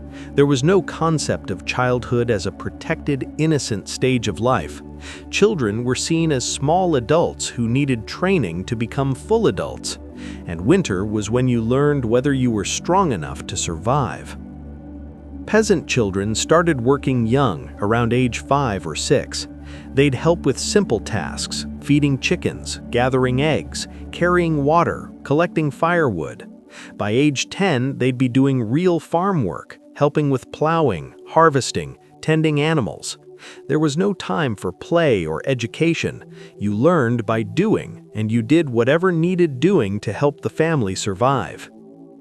In winter, children's work was essential. They'd spend hours gathering firewood, searching for fallen branches, dragging them home. Their small hands would be cut and frozen, but there was no choice. No firewood meant no fire, meant freezing to death. Children would also help with food preparation, grinding grain, hauling water, stirring the endless pot of porridge. Older girls would spin thread, weave cloth, make and repair clothing. Older boys would help repair tools, care for livestock, do whatever heavy labor they were capable of. School was not a thing for peasant children. Literacy was rare, usually limited to clergy and some nobles. Most peasants never learned to read or write, and that was fine because they didn't need to. You learned farming from your parents, not from books. Peasant children wore miniature versions of adult clothing: tunics, simple dresses, cloaks if they had them. They often went barefoot even in winter because shoes were expensive. Frostbite in childhood was common. Losing toes didn't mean you couldn't work, so it was unpleasant but survivable. Play existed but was limited. Children would play with sticks, stones, whatever was available. They'd make up games, chase each other, wrestle. In winter, if there was snow, they might play in it briefly before their parents called them back to work. Sledding on makeshift sleds was a thing. Ice skating on frozen ponds using animal bones tied to their feet was also a thing in some regions. But mostly, childhood was work and survival. Fun was a luxury. Noble children had a very different experience, though it also wasn't exactly carefree. Noble children were often sent away from home at young ages to be fostered in other noble households. This served multiple purposes. They'd learn courtly manners, make political connections, and their parents didn't have to raise them. It sounds harsh, and it was, but it was standard practice. A noble boy sent to another lord's castle would serve as a page, doing menial tasks, carrying messages, serving at meals, caring for horses. He'd also start learning to fight, sword practice, archery, riding. Winter didn't stop this training. If anything, learning to fight in cold, wet, miserable conditions was considered valuable because war doesn't wait for nice weather. At around age 14, a page would become a squire, serving a specific knight. The squire would care for the knight's armor and weapons, accompany him to tournaments and battles, continue training in combat. It was an apprenticeship in warfare. If the squire proved himself, he'd be knighted in his late teens or early 20s. This was a big deal, a ceremony with religious blessings, oaths of loyalty, feasting. Then he'd be a knight himself, expected to fight for his lord, protect the church, uphold chivalric ideals, etc. Noble girls were fostered too, but their training was different. They'd learn household management, how to run an estate, manage servants, keep accounts. They'd learn music, dancing, embroidery, all the accomplishments expected of a noble lady. And they'd learn how to be politically useful through marriage. Marriage for noble girls happened young, sometimes as young as 12 or 13, though consummation might be delayed if the girl was very young. These were arranged marriages, political alliances. The girl's feelings were irrelevant. You married who your family told you to marry, and you hoped he wasn't a complete monster.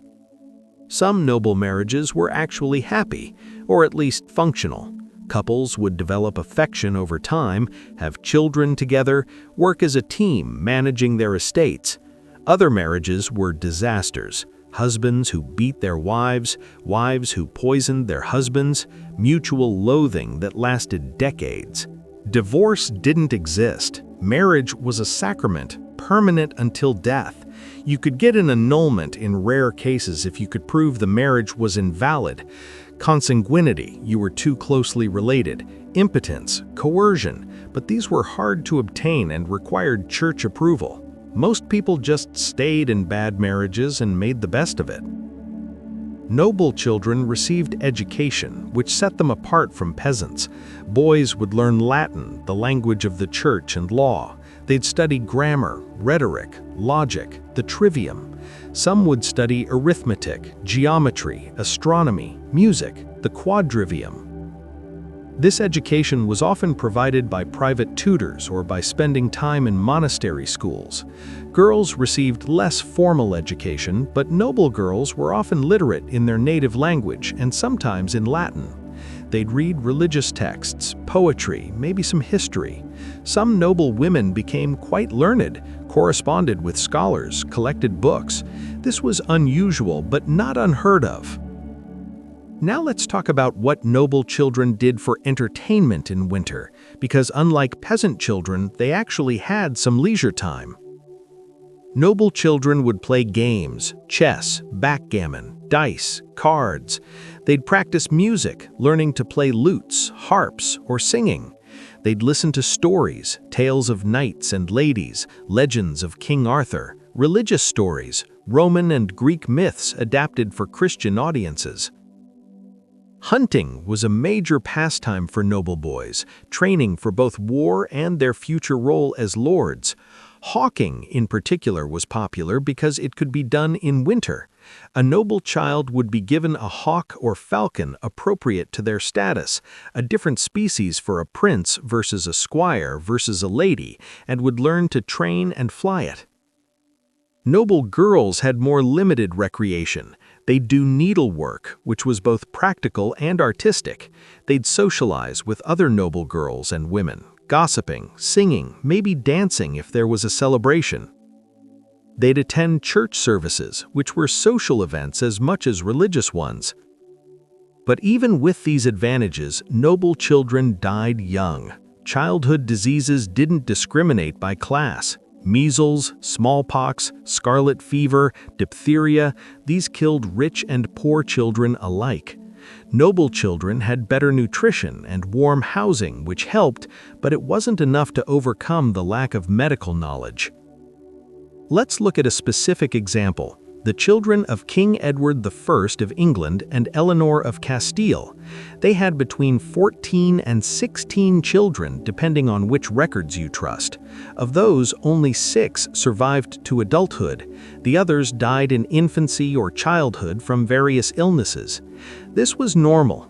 Queens and kings expected to lose children. They'd grieve. We have records of Edward I being devastated by some of his children's deaths, but they'd also keep having more children because that's what you did. You needed heirs, and the only way to ensure heirs survived was to have many children and hope some made it. All right, we've covered a lot of ground on who was suffering and how. Let's talk about some of the ways people tried to make winter less miserable through celebrations, rituals, and collective coping mechanisms. Medieval people understood something important. If everyone's going to be cold, hungry, and miserable for months, you might as well be cold, hungry, and miserable together. This is where communal winter activities come in. Festivals, celebrations, and rituals that gave people something to look forward to and briefly distracted them from the fact that they might not survive until spring. We've talked about Christmas already, but let's dig deeper into some of the weirder winter traditions that existed across medieval Europe. First, there's the whole concept of the Christmas Lord, or Lord of Misrule, that we touched on earlier. This tradition was essentially sanctioned chaos. A peasant or low-ranking person would be chosen, sometimes elected, sometimes randomly selected, to be the mock ruler for a period during the Christmas season, usually from Christmas to Epiphany. This lord would issue ridiculous commands, organize games and entertainment, lead processions, and generally turn the social order upside down. Servants would be served by masters. People would dress in costume. Mock trials would be held where people were convicted of silly crimes and given absurd punishments like having to sing a song or drink a large cup of ale. The whole thing was a pressure valve for social tensions. Let people pretend the world isn't a rigid hierarchy for a few days, let them blow off steam, and they'll be more willing to accept that hierarchy the rest of the year. Very cynical, but probably effective. In some parts of Europe, these festivities got really elaborate. In Scotland, there was Hogmanay, New Year's Eve, which involved visiting neighbors' houses, singing, drinking, and first footing, where the first person to enter your house after midnight would bring luck for the new year. The best first footer was a tall, dark-haired man carrying gifts of coal, salt, or whiskey. Why? Who knows? Tradition doesn't have to make sense. France had the Feast of Fools, which we mentioned earlier. This was particularly popular in the 15th century, before the church cracked down on it.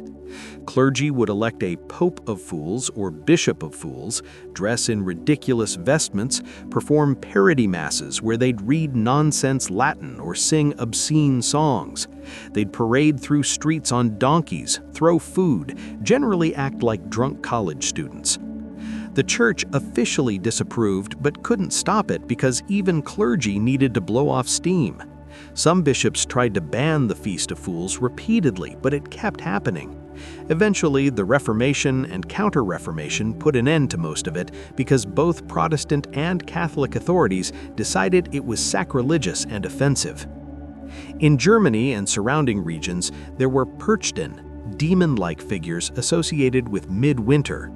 During certain festival days, people would dress up as these creatures in elaborate costumes with horns, masks, and furs, and would run through villages making noise, scaring children, and generally causing mayhem. This was supposedly to drive away evil spirits and ensure good luck for the coming year. The Perchen tradition has pre-Christian origins, clearly pagan, but it got folded into Christian calendar as something that happened around St. Nicholas Day or Epiphany. The church wasn't thrilled about it, but tolerated it as long as people also attended Mass and didn't do anything too blasphemous. Italy had the Befana tradition, which is still celebrated today. Befana was a witch or old woman who would fly around on Epiphany Eve delivering gifts to children. Good children got sweets, bad children got coal. The story goes that Befana missed the chance to visit baby Jesus with the 3 wise men and has been searching for him ever since, leaving gifts at every house just in case. This is obviously a Christianized version of some older winter gift-giving tradition, possibly connected to Roman Saturnalia or other ancient festivals. Medieval people loved blending pagan and Christian elements into hybrid celebrations. Scandinavia had particularly intense winter celebrations because their winters were particularly brutal. The Yule season lasted for weeks and involved feasting, drinking massive amounts of mead and ale, sacrifices to the gods before Christianity, and later, once Christianized, feasting and drinking massive amounts of mead and ale in honor of Christ's birth. Fundamentally the same celebration, just with different religious justification.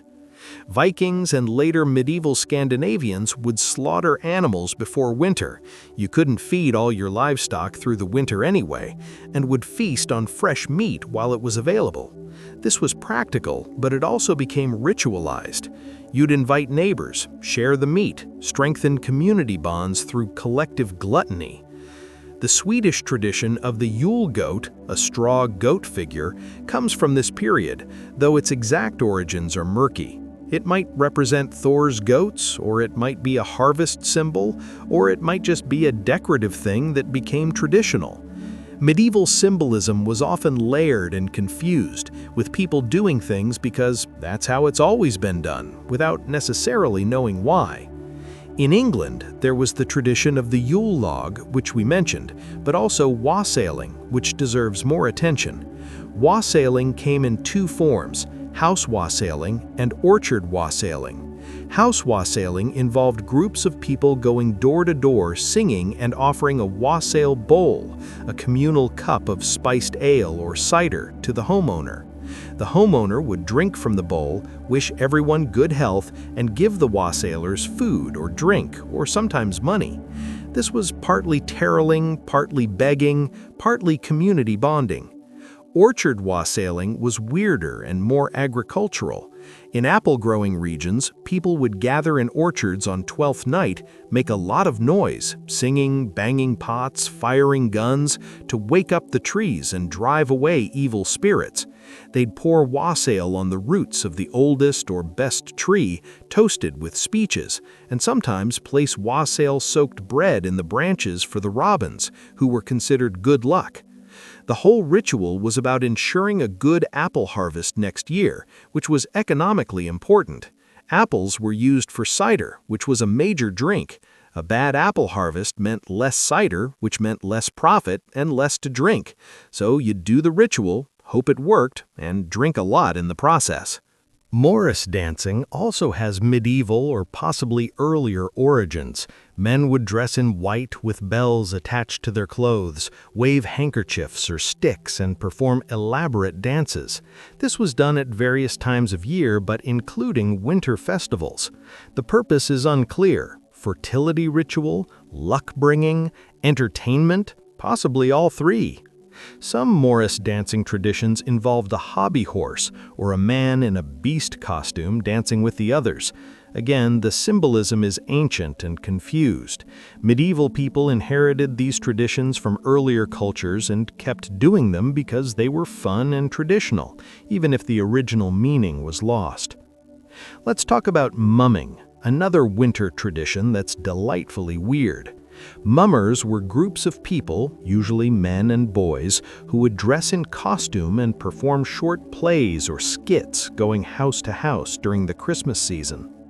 The plays were usually highly formulaic. There'd be a hero, a villain, they'd fight, someone would die, a doctor character would appear and bring the dead character back to life with a magic potion, everyone would dance, and then the mummers would ask for food, drink, or money. The plots made no sense. Characters had names like Bold Slasher or Turkish Knight or St. George. The dialogue was mostly rhyming couplets delivered in a stylized way. The whole thing was absurd street theater, but it was popular and expected. Householders would give the mummers ale, food, or coins. Refusing was considered bad luck or just rude. So you'd endure this bizarre performance in your home, hand over some bread and beer, and the mummers would move on to the next house. Some scholars think mumming comes from ancient fertility rituals or death and resurrection myths. Others think it's just medieval entertainment that evolved randomly. Either way, it gave people something to do in winter and created a sense of community participation. In villages, there would be communal activities organized around the church. Mystery plays, religious dramas depicting biblical stories, were performed on feast days.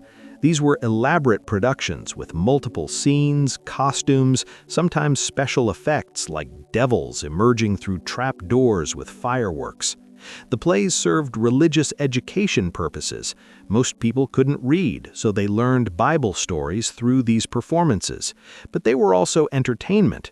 The devils were often comedic characters who'd interact with the audience, crack jokes, act buffoonish.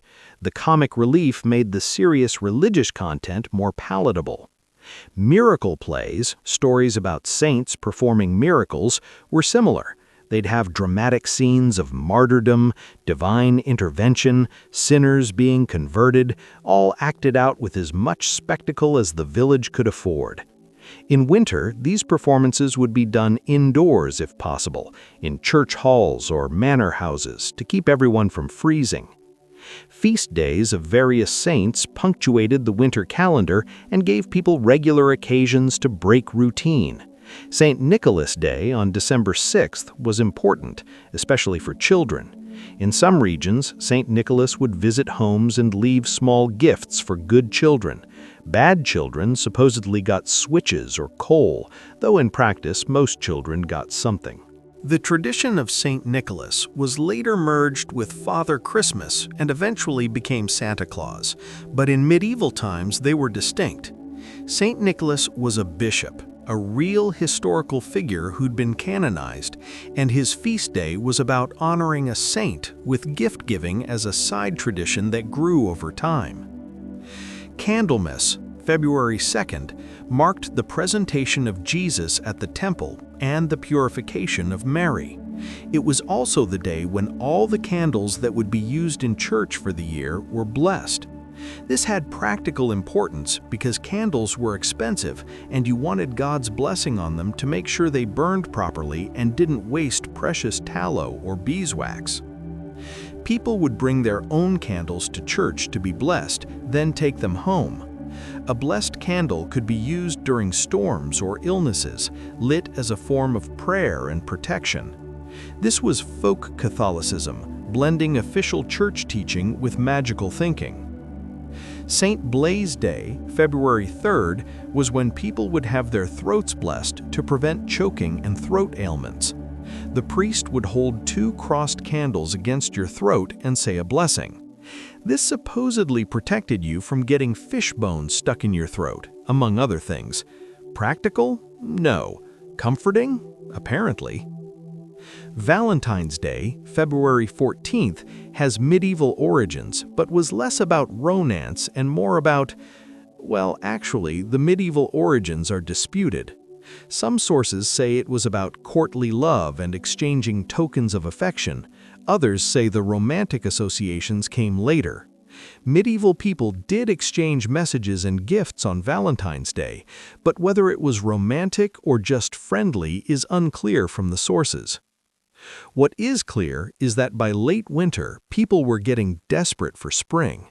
The food was running out, the cold was relentless, everyone was sick of being inside, so any excuse for a festival or celebration was welcomed. Shrovetide, the period before Lent, was a final burst of indulgence before the fasting started. People would eat all their remaining rich foods, eggs, butter, meat, fat, before Lent banned them. Pancakes became traditional because they used up eggs and butter. The day before Lent, Shrove Tuesday, was also called Pancake Day for this reason. Shrovetide also involved games and sports. Football matches would happen, and medieval football was barely regulated, extremely violent, essentially a riot with a ball. Entire villages would participate, trying to get the ball from one end of the village to the other. People were injured, property was damaged. It was chaos, but sanctioned chaos. These football matches could last hours or even days. There were few rules. You could kick, carry, or throw the ball. You could tackle, wrestle, or punch opponents. The ball was usually an inflated pig's bladder. Sometimes the ball would end up in a river and people would dive in after it in February. This seems insane, but apparently it was fun. After Shrovetide came Lent, 40 days of fasting and penance, which we've discussed, and then finally Easter and the true arrival of spring with its promise of food and warmth. But before we get to spring, let's talk about some specific historical winters that were particularly notable or disastrous, because nothing says sleep-inducing history like recounting specific instances of mass suffering. The tradition of St. Nicholas was later merged with Father Christmas and eventually became Santa Claus, but in medieval times they were distinct. St. Nicholas was a bishop, a real historical figure who'd been canonized, and his feast day was about honoring a saint with gift-giving as a side tradition that grew over time. Candlemas, February 2nd, marked the presentation of Jesus at the temple and the purification of Mary. It was also the day when all the candles that would be used in church for the year were blessed. This had practical importance because candles were expensive and you wanted God's blessing on them to make sure they burned properly and didn't waste precious tallow or beeswax. People would bring their own candles to church to be blessed, then take them home. A blessed candle could be used during storms or illnesses, lit as a form of prayer and protection. This was folk Catholicism, blending official church teaching with magical thinking. St. Blaise's Day, February 3rd, was when people would have their throats blessed to prevent choking and throat ailments. The priest would hold 2 crossed candles against your throat and say a blessing. This supposedly protected you from getting fish bones stuck in your throat, among other things. Practical? No. Comforting? Apparently. Valentine's Day, February 14th, has medieval origins, but was less about romance and more about, well, actually, the medieval origins are disputed. Some sources say it was about courtly love and exchanging tokens of affection. Others say the romantic associations came later. Medieval people did exchange messages and gifts on Valentine's Day, but whether it was romantic or just friendly is unclear from the sources.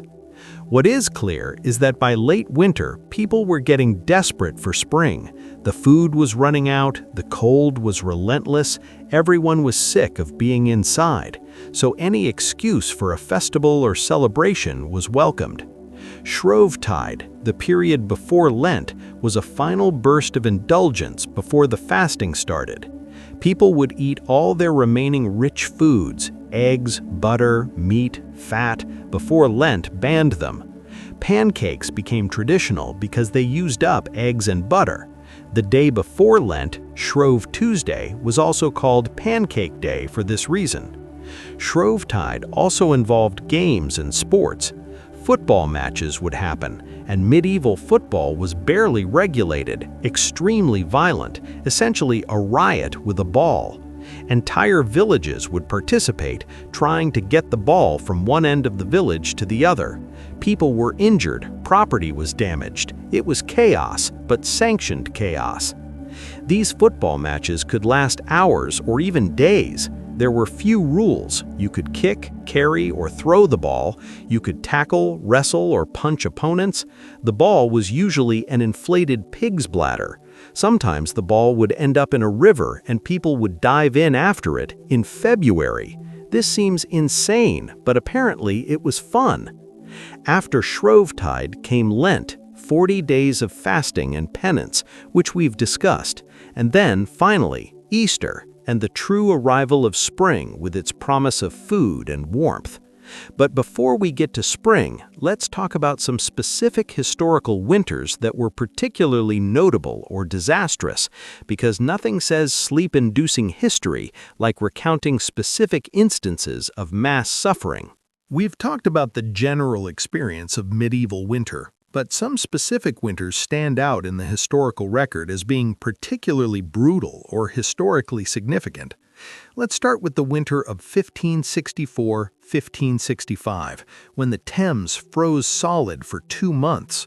This wasn't the first or last time the Thames froze. It happened multiple times during the Little Ice Age, but this particular freeze was well documented.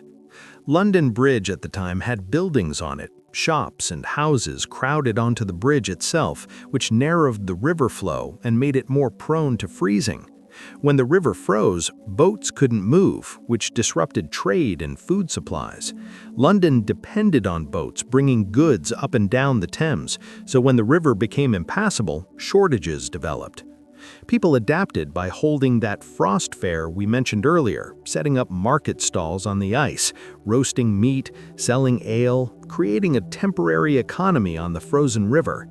But underneath the festivities, there was real hardship. Food prices spiked.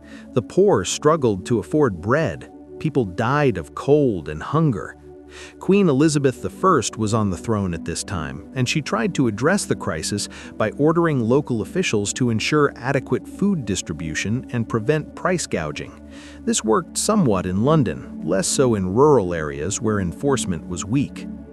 The winter of 1607–1608 brought massive flooding to England and Wales, followed by freezing temperatures that turned the floodwaters to ice.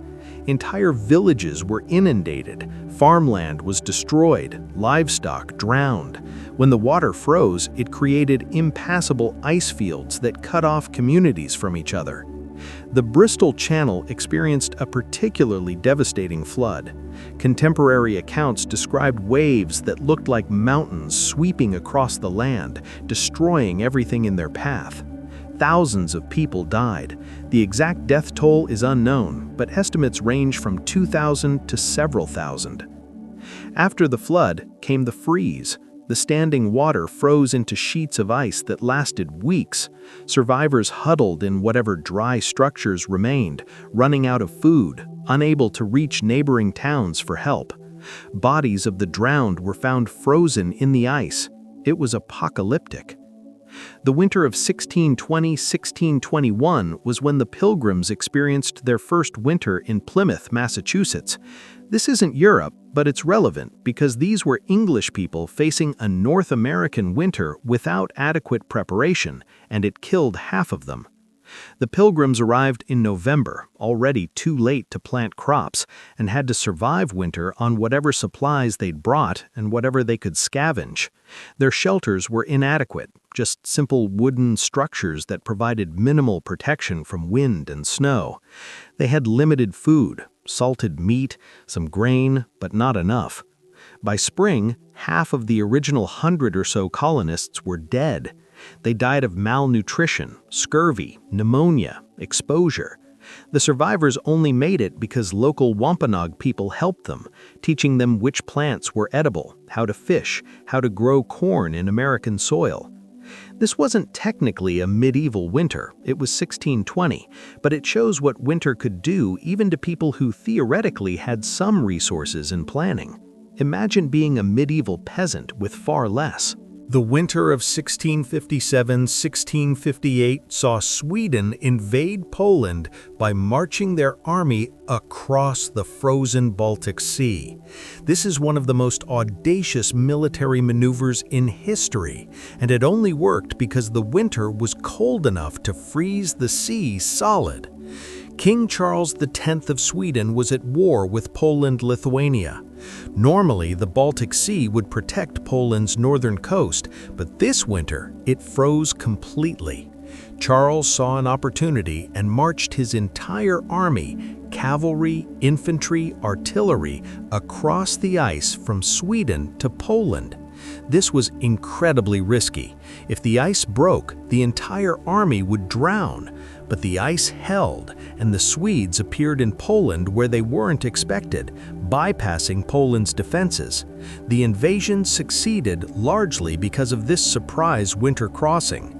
For the soldiers, it was a nightmare, marching across ice in winter, pulling cannons, worrying the ice might crack under you, knowing that if you fall in, you die almost instantly from the cold. Many soldiers did die during the crossing, not from combat, but from the conditions. The winter of 1683–1684, the Great Frost, deserves more detail because it affected all of Europe. In France, the winter was devastating. Rivers and harbors froze. Olive trees in the south, trees that had been growing for centuries, froze and died. Wine froze in barrels. The ground froze so hard that you couldn't bury the dead, so bodies piled up waiting for spring thaw. King Louis XIV, the Sun King, was at the height of his power, but even he couldn't control the weather. His court at Versailles was freezing despite all the fireplaces. There are accounts of ink freezing in inkwells inside the palace. Food became scarce even for the wealthy. The poor died by the thousands. In England, the Thames Frost Fair of 1683–1684 was the most famous one. King Charles II visited the fair on the ice. There were printing presses set up on the ice, printing commemorative certificates. There was an ox roasted whole on the ice. There were puppet shows, games, even a fox hunt conducted on the frozen river. But again, underneath the novelty, people were dying. The coal shipments that normally came by river couldn't get through. Wood for fires became expensive. The poor burned furniture to stay warm. Hypothermia deaths spiked. In Scotland, the cold was even worse. The Highlands experienced snowfalls that buried entire cottages. Livestock died en masse. Communities were cut off from each other for months. When spring finally came, the death toll was staggering. Contemporary diarists recorded their observations. Samuel Pepys mentioned the cold multiple times in his diary, noting that wine froze at his table, that the Thames was solid ice, that it was the coldest weather anyone could remember. John Evelyn, another diarist, described birds falling dead from trees, frozen solid mid-flight. He described how even wealthy households struggled to keep warm, how servants suffered from frostbite, how the poor were found frozen in the streets. The winter of 1708-1709, called Le Grand Hiver in France, was possibly the coldest winter in 500 years of European history. It came during the War of Spanish Succession, making everything worse. The cold started in early January 1709 and was immediate and intense. Temperatures dropped to levels rarely seen before or since.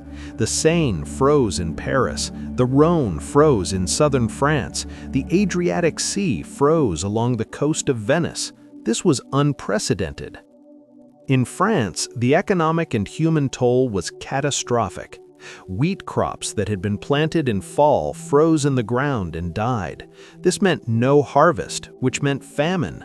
Fruit trees and grapevines, perennial plants that should survive winter, froze and died. Decades of agricultural investment were destroyed in weeks. Animals died in massive numbers. Cattle, sheep, chickens, anything left outside froze. Even animals in barns died because the barns themselves weren't warm enough. Farmers watched their livelihoods die and could do nothing. People died too. Exact numbers are impossible to determine, but estimates suggest that France alone lost 600,000 people to starvation and cold-related deaths. That's out of a population of maybe 20 million, so 3% of the country dead in one winter. The poor died first and most. Paris saw bread riots. Starving people broke into bakeries, stole whatever they could find, fought each other for scraps. The government tried to distribute grain from emergency stores, but there wasn't enough. Louis XIV's government, usually so efficient, was overwhelmed. In other parts of Europe, the situation was similar. Germany saw rivers freeze that had never frozen before. Venice's canals froze solid. Gondolas were stuck in ice. People walked across ice where they normally would have needed boats. Spain and Italy, normally temperate, experienced snow and freezing temperatures that killed olive and citrus trees. These were cash crops, sources of income for farmers who now faced economic ruin. The war made everything worse.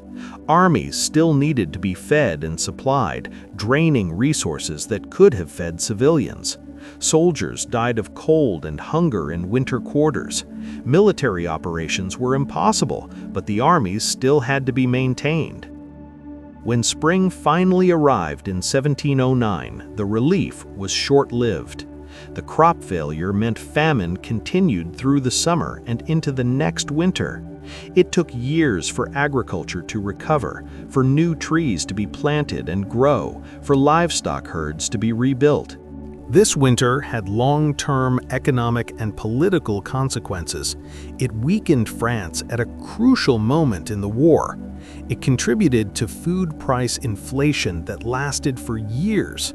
It traumatized an entire generation who never forgot the winter when everything froze.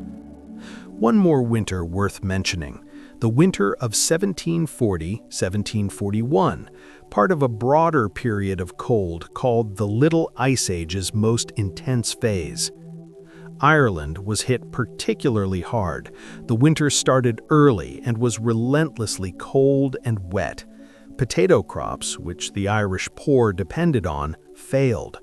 This was before the famous potato famine of the 1840s, but it was a preview of that disaster. Contemporary estimates suggest that between 13 and 20% of Ireland's population died in 1740-1741. That's somewhere between 200,000 and 400,000 people out of a population of maybe 2.5 million. Starvation, cold, and diseases that spread among weakened populations all contributed. In Iceland, sea ice extended so far south that it blocked fishing boats from reaching the sea. Fishing was Ireland's primary source of food and income. Without access to fish, Icelanders starved. The winter of 1740-1741 is remembered in Icelandic history as one of the worst disasters the island experienced. Across Europe, grain prices skyrocketed. Wheat became unaffordable for the poor. People ate anything they could find: grass, bark, animal feed meant for livestock. Diseases like typhus and dysentery spread through weakened populations living in crowded, unsanitary conditions. Governments tried to respond. Some banned grain exports to keep food in the country. Some tried to import grain from regions less affected. Some organized charity distributions. But the scale of the crisis was beyond what most governments could handle. These historical winters show patterns that repeat. Agricultural failure leads to famine. Famine leads to disease. Disease kills the weakened population, and the poor suffer the most while the rich suffer least but still suffer. They also show how little control pre-modern societies had over their own survival. A bad winter could kill significant portions of the population, and there was no way to prevent it. You could prepare somewhat, but if the winter was bad enough, preparation wasn't enough. This precariousness shaped medieval and early modern mentality. People lived with constant awareness that death was close, that disaster could strike at any moment, that you should enjoy what you had because it might be gone tomorrow. Let's shift now to talk about how winter affected specific aspects of daily life that we haven't fully covered: hygiene, sanitation, and disease. Let's talk about something that doesn't come up much in romantic medieval movies: the fact that everyone was absolutely disgusting in winter, and this had serious consequences for their health. We've mentioned that bathing was rare, but let's really dig into what that meant. In summer, you might wash in a river or stream occasionally. In winter, that wasn't happening because you'd die of hypothermia. Heating enough water for a full bath required massive amounts of firewood that most people couldn't spare, so people just didn't. For peasants, this meant months without washing. You'd do spot cleaning, wipe your face and hands with a wet cloth maybe, but your body, your hair, your clothes, all of it just accumulated layers of dirt, sweat, and grime throughout the winter. Your one outfit that you wore every day would get progressively more disgusting. Medieval clothing was mostly wool and linen, which are decent materials, but they absorb sweat and odors. Washing clothes was difficult and infrequent. You'd maybe wash your linen undergarments occasionally, but the outer woolen layers? Maybe once or twice a year, if that. The process of washing clothes was labor-intensive. You'd heat water, add lye soap if you had it, lye soap being made from wood ash and animal fat, which was harsh and not particularly pleasant. You'd scrub the clothes, rinse them, wring them out, hang them to dry. In winter, wet clothes would take days to dry because it was cold and humid inside your house. So most people's solution was to just wear dirty clothes and ignore the smell, because everyone smelled bad, so it was normalized. Hair was a special kind of disaster. Women would wear head coverings, veils, wimples, coifs, partly for modesty, but also because their hair was probably a matted, greasy mess, and covering it was easier than dealing with it. Men would have similarly disgusting hair, maybe shorter so slightly easier to manage, but still unwashed for months. Lice thrived in these conditions. Everyone had lice. Delousing was a regular activity, picking through someone's hair to remove lice and nits. This was done socially, family members delousing each other, almost like primates grooming. You couldn't eliminate lice entirely, but you could control the population enough to reduce the itching. Fleas were equally ubiquitous. They lived in the straw bedding, in clothing, in the thatch roofs. They'd bite you constantly. You'd wake up covered in flea bites, scratch until you bled, and just accept it as normal. These parasites weren't just annoying, they spread disease. Fleas carried plague bacteria, lice carried typhus.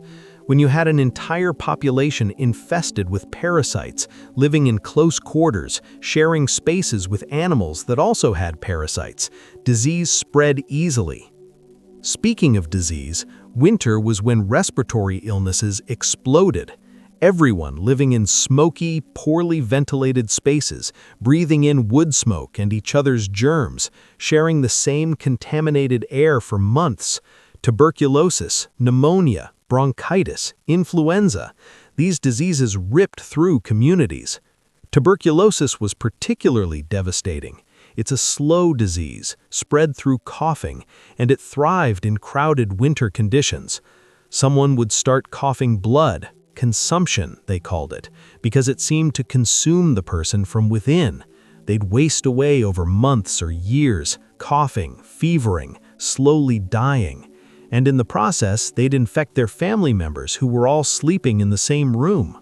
There was no treatment. Some people survived TB on their own. Their immune systems would wall off the infection, but many died. And because no one understood germ theory, they didn't know to isolate the sick person or take precautions. You'd just watch your family member die and hope you didn't catch it. Influenza came in waves, epidemics that would sweep through regions. In winter, when people were weakened by malnutrition and cold, flu could kill. The very young and very old were especially vulnerable, but healthy adults died too. Medieval people didn't understand viruses, so they developed theories based on what they could observe. Many believed in miasma theory, the idea that disease came from bad air, from foul smells and corrupt atmospheres. This wasn't entirely wrong. Poor air quality from smoke and lack of ventilation did contribute to illness, but they misunderstood the mechanism.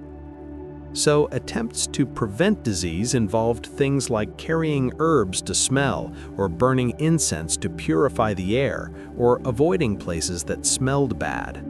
Some of this accidentally helped. Avoiding sewage and rot is a good idea, but it didn't address the real problems of malnutrition, parasites, and contagion. Let's talk about sanitation, which in winter was especially horrific. Where did people go to the bathroom when it was freezing outside and there were no indoor toilets? Peasant houses didn't have privies. You'd go outside to a designated spot, squat in the cold, do your business, and come back. In heavy snow or freezing rain, this was miserable. At night, you definitely weren't going outside, so people used chamber pots, basic ceramic or wooden pots that you'd keep under the bed or in a corner. In the morning, you'd empty the chamber pot outside, ideally in a midden heap away from the house, but realistically, wherever was convenient. Human waste would accumulate in piles near houses, attracting rats and flies, contaminating groundwater, creating health hazards. In cities, sanitation was theoretically better organized but practically still terrible. Urban houses might have privies, small structures over pits where waste would accumulate. These pits would be cleaned out periodically by gong farmers or night soil men, workers who'd shovel out the waste and cart it away, usually to be sold as fertilizer. This was a real profession. Gong farmers were paid well because the work was so disgusting and dangerous. The fumes from cesspits could be toxic, and workers sometimes suffocated or died from disease contracted from the waste. But someone had to do it, so they did. In winter, cesspits would sometimes freeze, which meant they couldn't be cleaned out until spring. The waste would just pile up, and when it thawed, the smell would be overwhelming. Many urban houses had upper stories that projected out over the street. People living upstairs would sometimes just empty their chamber pots out the window into the street below. This was technically illegal in many cities, but enforcement was lax. You'd be walking down a medieval street and have to watch out for waste being thrown from windows. The streets themselves were open sewers. Rain and melting snow would wash waste through the streets toward the nearest river or stream. In winter, waste would freeze in the streets, creating disgusting ice rinks made of frozen sewage and mud. Castles had slightly better sanitation systems. They'd have garderobes, small chambers built into the walls with holes that opened to the outside, essentially toilets where waste would fall down a chute to the moat or a pit below. Gravity did the work. But garderobes were cold and drafty because they had to have openings to the outside. Sitting on a stone seat with a hole opening to winter air below, freezing wind blowing up from beneath, this was not a comfortable bathroom experience. You did your business quickly and got out. The waste falling into the moat was supposed to be washed away by the moat water, but moats weren't flowing rivers, they were stagnant ponds.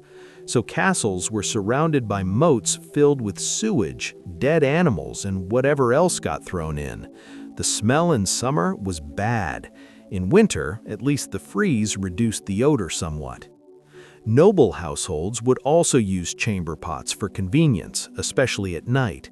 Kings and queens had elaborate close stools, chairs with chamber pots built in, sometimes cushioned and decorated because even your toilet should be fancy if you're royalty.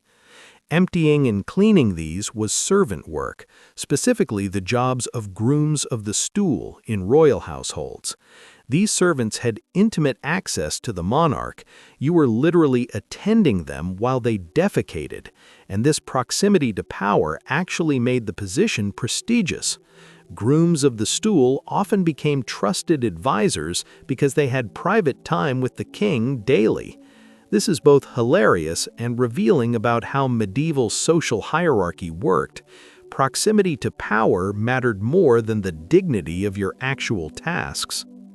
Winter outbreaks had economic consequences.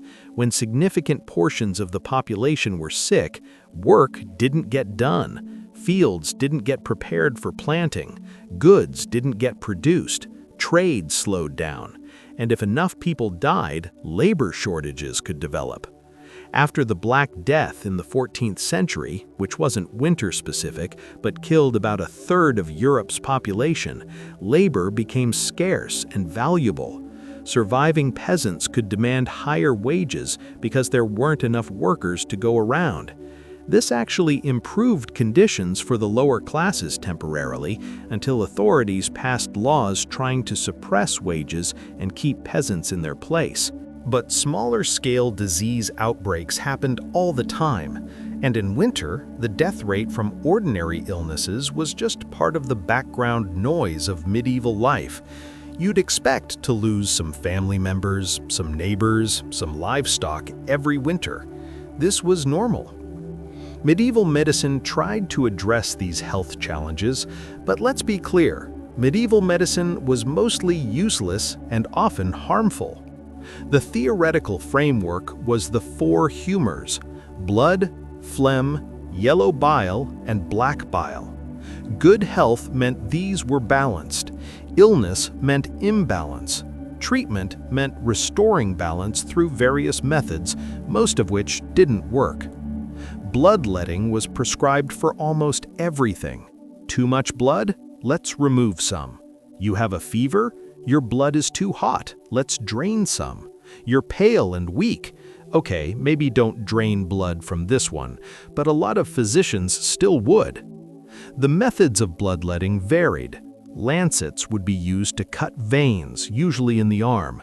Blood would pour into a bowl until the physician decided enough had been removed. How much was enough? Who knows? They didn't understand blood volume or circulation. That wouldn't be discovered until William Harvey in the 17th century. Leeches were another bloodletting method. You'd apply medicinal leeches to the skin, and they'd bite and suck blood. This was considered more precise than cutting because you could control where the leeches fed. Leeches also inject an anticoagulant, so the blood would flow freely even after they detached. Were leeches ever beneficial? Possibly in rare cases where localized blood pressure reduction helped something, but mostly no. But physicians loved them because they looked scientific and professional. Purging, induced vomiting or diarrhea, was another common treatment. The logic was that illness was caused by corrupt substances in the body, so expelling those substances would cure you. Patients would be given emetics to make them vomit or laxatives to make them purge from the other end. This obviously made sick people weaker, dehydrated them, and sometimes killed them, but it was standard practice. Herbal remedies were hit or miss. Some actually worked. Willow bark for pain and fever. This contains salicylic acid, the precursor to aspirin. Foxglove for heart problems. This contains digitalis, which is still used in heart medicine today, though medieval physicians didn't understand the dosing and often poisoned people. Garlic and onions were used to treat infections, and they do have some antibacterial properties. Honey was used on wounds, and it's actually a good topical antibacterial. But for every remedy that accidentally worked, there were 10 that didn't. Ground pearls for various ailments. Unicorn horn powder, actually narwhal tusk and completely useless. Toad vomit. Powdered mummy. Yes, actual Egyptian mummies were ground up and sold as medicine in medieval Europe. None of this did anything except separate sick people from their money. Surgical interventions were crude. Barber surgeons would perform minor surgeries, removing bladder stones, setting broken bones, amputating gangrenous limbs. Anesthesia was limited to alcohol or opiates if you were lucky, or just biting on a leather strap if you weren't. Amputation in winter was interesting because the cold actually helped. Cold numbs pain somewhat and slows bleeding, so winter amputations might have been slightly less immediately fatal than summer ones, though infection would still kill you later without antibiotics. Trepanation, drilling holes in the skull, was done for severe headaches, epilepsy, mental illness, or head injuries. The theory was that you were releasing evil spirits or pressure from the brain. Amazingly, some people survived this because the human body is resilient and infection doesn't always set in. But most people who had holes drilled in their heads probably died. Cauterization, burning wounds with hot irons, was used to seal wounds and prevent infection. This is actually somewhat effective because heat sterilizes, but it's also excruciatingly painful and causes significant tissue damage. Pain management was primitive. Alcohol was the go-to painkiller. Drink enough and you won't feel the surgery, or at least you won't remember it clearly. Opium and its derivatives were available but expensive, mostly reserved for the wealthy. Most people just suffered through pain with gritted teeth and prayer. Let's talk about childbirth again in the context of winter hygiene and disease, because it connects these themes.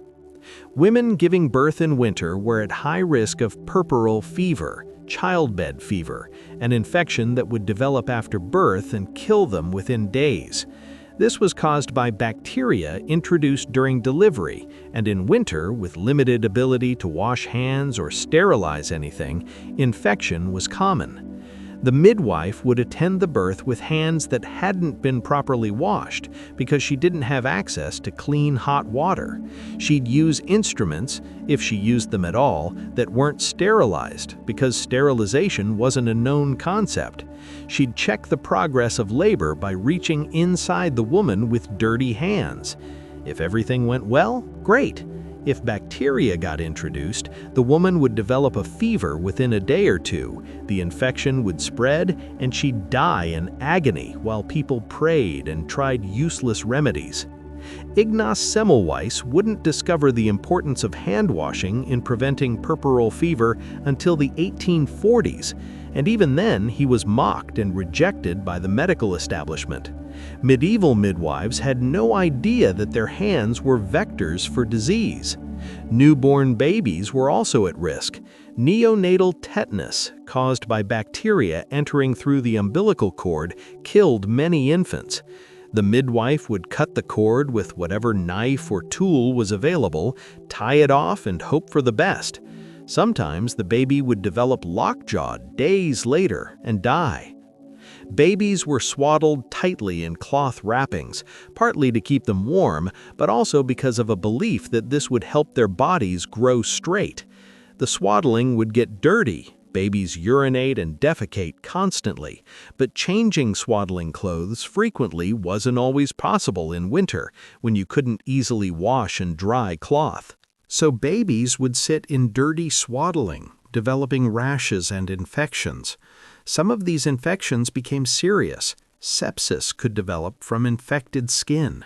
Babies died from what we'd now treat with basic hygiene and topical antibiotics. Childhood diseases were rampant in winter. Measles, whooping cough, scarlet fever, diphtheria. These would sweep through communities. Children living in close quarters, sharing beds, breathing each other's air, spread disease efficiently. Measles was especially dangerous for malnourished children, which most peasant children were by late winter. The disease could cause brain inflammation, pneumonia, death. Survivors sometimes had permanent damage, blindness, deafness, cognitive impairment. Whooping cough would cause children to cough so violently they'd vomit, turn blue from lack of oxygen, sometimes break ribs. Babies under a year old frequently died from whooping cough. Older children might survive, but would be weakened and susceptible to other infections. Scarlet fever caused high fevers, rashes, throat swelling. Some children would recover, others would develop complications like kidney damage or heart problems and die weeks later. Diphtheria created a membrane in the throat that could block breathing. Children would literally suffocate. Some physicians would try cutting into the throat to create an opening for air, a tracheotomy, but this rarely worked in medieval conditions.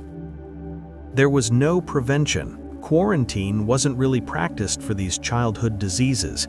People didn't understand how they spread, and isolating sick children from healthy ones wasn't practical when everyone lived in one room. Vaccination wouldn't be invented until Edward Jenner's smallpox vaccine in 1796. Before that, you just got sick and hoped you survived. If you did survive, you'd likely be immune to that specific disease, but there were plenty of other diseases waiting to kill you. Let's end this section by talking about mental health in winter, because seasonal affective disorder is real, and medieval people absolutely experienced it, even if they didn't have a name for it. Winter in medieval Europe wasn't just physically challenging, it was psychologically brutal. Modern people with seasonal affective disorder have light therapy, vitamin D supplements, and the knowledge that spring will come. Medieval people had none of that, just months of darkness, confinement, and uncertainty. The lack of sunlight alone was significant. In Northern Europe, winter days are short, maybe 8 hours of daylight, sometimes less, and that's assuming the weather is clear enough to actually see the sun, which it often wasn't. Overcast skies, snow, fog, you could go days without seeing direct sunlight. Humans need sunlight to produce vitamin D and regulate circadian rhythms. Without it, depression, fatigue, and general malaise set in. This is seasonal affective disorder, and it's a recognized medical condition now. Medieval people experienced it but understood it as melancholy, one of the 4 humors being out of balance. Treatment for melancholy involved trying to rebalance the humors through diet, bloodletting, herbal remedies, and prayer. None of this addressed the actual problem, which was lack of sunlight and possibly vitamin D deficiency. Wealthy people had somewhat better access to light. Candles and oil lamps were expensive, but nobles could afford them. They'd have multiple candles burning in rooms, creating relatively bright spaces for evening activities. This helped somewhat, though candlelight isn't sunlight and doesn't provide the same biological benefits. Peasants had one tallow candle if they were lucky, or they just sat in the dark after sunset. This meant going to bed very early, there was nothing else to do, and waking up before dawn to start the day's work. Their sleep schedules aligned with daylight, which is actually fairly healthy, that the psychological impact of constant darkness was real.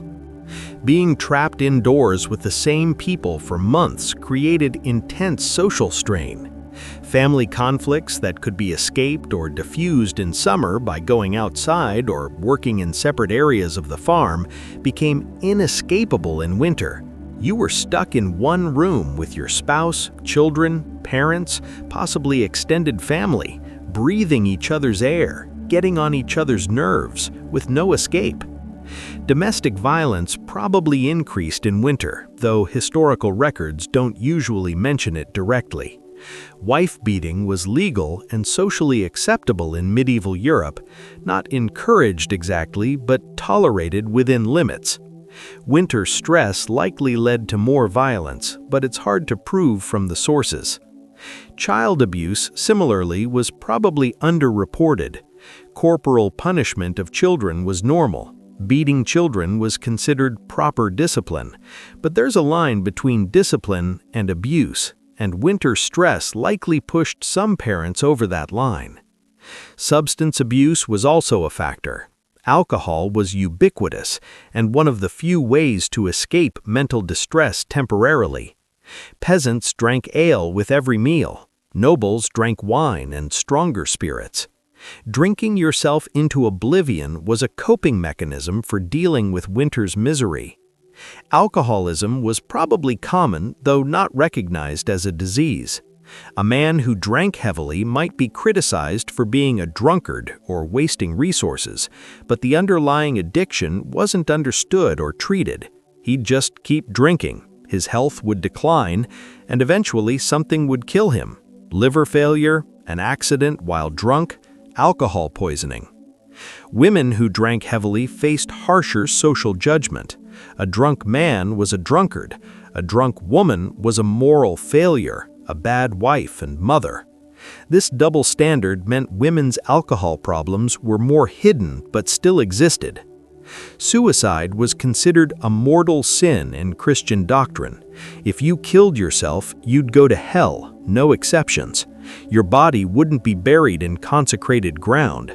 You'd be buried at a crossroads or outside the churchyard like a criminal. Your property might be forfeit. This stigma meant suicides were often covered up or attributed to accidents or natural causes, but they happened. Winter depression combined with hunger, cold, and hopelessness drove some people to end their lives. Methods varied. Hanging was common, drowning yourself in a river or well. Some people would just walk out into a snowstorm and not come back. Authorities might record these as accidents or misadventures rather than suicides, either out of compassion for the family or to avoid the legal complications.